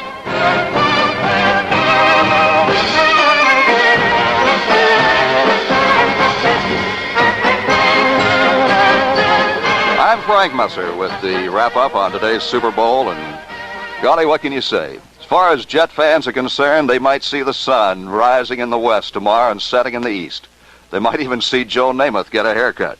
What would be more unusual than that game this afternoon? What a football game it was for the New York Jets and the American Football League. Matt Snell scored the touchdown that put the Jets out in front, and they stayed out in front. First half ended 7-0 on Snell's touchdown and Jim Turner's extra point. And then in the second half, Jim Turner kicked 3 field goals from the 32, the 31, and the 9-yard line. And finally, the Colts, behind 16-0, rallied for 1 touchdown as John Unitas came off the bench, replaced Earl Morrow, engineered an 80-yard drive that saw Jerry Hill go over for the touchdown, and Lou Michaels' extra point gave the Colts their last point in the game. The Jets winning it 16-7, picking up 20 first downs, controlling the ball game almost from the start. I'll have more to say about the game in just a moment. You say you got all the bills you can afford and you got the money to pay them? Then someone hands you that extra bill you can't afford. And that's when you should visit Household Finance for a bill payer loan. With an HFC bill payer loan, you can pay off all of your bills, installment contracts, and other money obligations at once. Then you'll repay HFC in a sensible amount each month that's less than your present monthly total. Household says never borrow money needlessly. But if you've got more bills than you can handle, visit the company that gives you the facts in dollars and cents. The company where, before you sign on the dotted line, you'll know what your loan will cost. That's Household Finance. For a large or small loan, call HFC in New York, New Jersey, or Connecticut. See your phone book for the Household Finance office nearest you.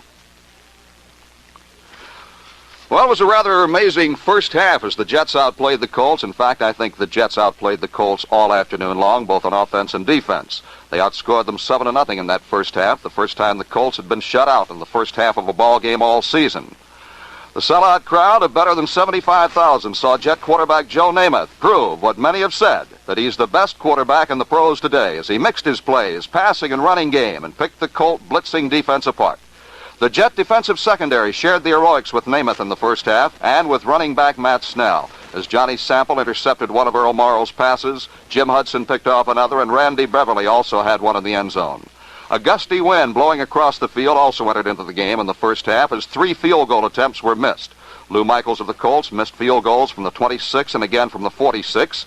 Jim Turner, the AFL's leading field goal kicker and leading scorer during the regular season, also missed from the 41. The first quarter was scoreless as the Jets won the toss and elected to receive. On their first play from scrimmage, the Jets surprised the Colts and yours truly when they moved left guard Bob Talamini over to the right side, leaving only Winston Hill to stop Bracey and Fred Miller. It worked as Matt Snell gained 17 yards on 2 carries for a first down. Then Namath was unsuccessful in sending his backs out as receivers, and Curly Johnson punted 44 yards, turning the ball over to the Colts on their 27. It didn't do the Colts any good. They weren't able to score with it.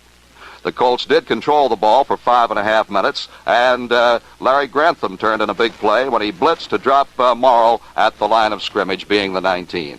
It was then that Michaels missed his first field goal attempt. When the Jets got the ball back, they seemed to settle down. Their offensive line gave Joe Namath good protection, but in 6 plays, he could move the team only to the 41. Johnson punted to the Colts, and the Colts put the ball in play on the 42.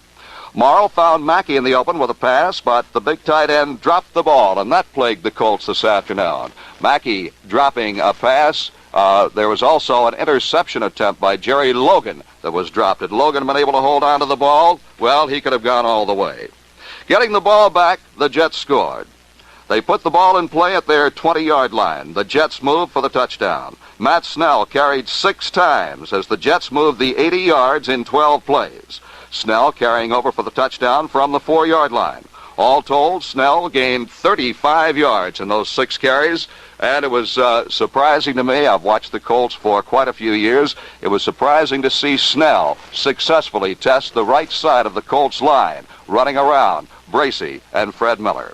On the touchdown drive, Namath also completed passes to Sauer, Mathis, and Snell, even though being under a strong Baltimore blitz on just about every play. As we said, he saw that blitz coming. He was able to pick it apart very well. So the Jets led 7-0 at the end of the first half, and we'll have a word or two about the second half in just a moment. Never borrow money needlessly, but when you need to borrow, trust HFC. If you're about to borrow for the first time, it's important to choose a company you can trust. Well, every year, more than 2.5 million people trust household finance because HFC is the only company that says never borrow money needlessly, and because HFC tells you the cost before you borrow. Looking for a company where you can borrow with confidence? See Household Finance. Never borrow money needlessly, but when you need to borrow, trust HFC. That's Household Finance. There are over 1,500 HFC offices in the U.S. and Canada. See your phone book for the address of the office nearest you. Yes, for a large or small loan, call HFC in New York, New Jersey, or Connecticut. See your phone book for the Household Finance office nearest you. Well, the Jets got a break early in the third quarter of the football game. They kicked off to the Colts. Tim Brown returned the kickoff from the goal line to the 25. But then on the first play of scrimmage in the second half, after Morrow handed off to him, Tom Matty fumbled at the 33-yard line when hit by Biggs, and Baker recovered for the Jets. They went 8 plays, moving the ball to the 26-yard line. Then Jim Turner came in to kick the first of his 3 field goals from the 30, and the Jets were out in front by a score of 10-0. The Colts again were unable to move the football. The Jets got it back at their own 32-yard line. They went 45 yards in 10 plays. And again, they called on the foot of Jim Turner to get them on the scoreboard. He kicked a field goal from the 31, and the Jets were leading 13-0. Just before Turner kicked that field goal, the Jets had some anxious moments because Namath was hit hard by the Colts' Fred Miller. He had to leave the ball game. Babe Pirelli went in at quarterback. Pirelli was in for only one play, an incompleted pass. Of course, he held the ball for Turner. But then, after the Colts got the kickoff back following the field goal, Unitas came in at quarterback for Baltimore. He had no more luck than Morrow did. He was unable to move the team. They had to give it back to the Jets. The Jets went 61 yards in 8 plays, moving the ball down to the 2-yard line. At the 2, Mathis tried to carry over. He was stopped by Dennis Gaubatz, and again it was Jim Turner to come in and kick, and the Jets were leading the Colts 6-0 on Turner's 3rd field goal. The Colts, as we said, went 80 yards in 15 plays for their touchdown, with Jerry Hill going over for it, John Unitas engineering the drive. Unitas was his old self on the 2-minute drill and so forth, but it was, I think, quite obvious that his arm is still bothering him. He was not able to throw long. He was not able to throw deep. And a lot of his sideline passes were wobbly. He seemed to be off his timing, which is only natural. He had played a very, very little bit this year.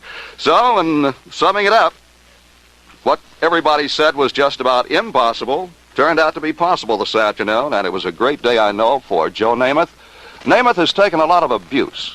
They call him Broadway Joe. They call him a hippie. They call him a long hair. But I'll tell you something. He's one heck of a football player, and he proved it this afternoon. So did his entire offensive line. You have to give them tremendous credit. Tremendous credit going to those men. The defense, well, as we said, the defense teamed up and played just as well as the offense. It seemed that Namath had time to throw the ball. He followed his game plan. When he needed the yardage on the ground, he gave the ball to Matt Snell. Snell gained 116 yards and 30 carries. Tom Matty, incidentally, of the Colts, was the leading ground gainer with 122 and a record-setting 58 yards on 1 carry. Well, the Jets won it by a score of 16-7, and the Pro Football Championship is in New York. Super Bowl wrap-up has been brought to you by Household Finance. Remember, if you need money for any worthwhile purpose, see the folks at HFC, America's oldest and largest consumer finance company. I'm Frank Messer.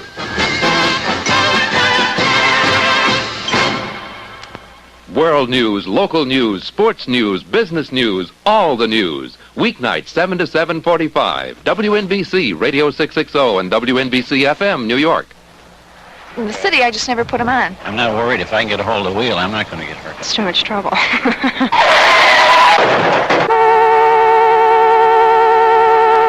Almost anyone can find an excuse for not wearing safety belts. What's your excuse? Good evening. I'm John Wolf, NBC News, and this is a rather abbreviated version of Conference New York. My guest this evening is Mr. Haskell Lazaire, director of the New York chapter of the American Jewish Committee and the Institute of Human Relations in New York City. Mr. Lazaire is a native of Omaha, Nebraska, and has been in the city for the past 3 years. He's been in community relations work since 1941. Mr. Lazaire, welcome to Conference New York, and let's get started immediately, beginning with Mayor Lindsay's State of the City message yesterday, in which he discussed racial and religious antagonisms which surfaced during the school dispute in New York City. Could I ask you to comment on that? I think the mayor called the shot right. There is indeed a polarization in New York City today. It was exacerbated during the school strike, and I think, however, that it was there for some time before that. What needs to be done now to work ahead? Well, obviously, we have to heal the rifts that have occurred between various people in the community. And in the process of doing that, we also have to reconstitute a system of public education that is credible for everyone and deserving of support for everyone in the community. How deep do you feel these antagonisms go?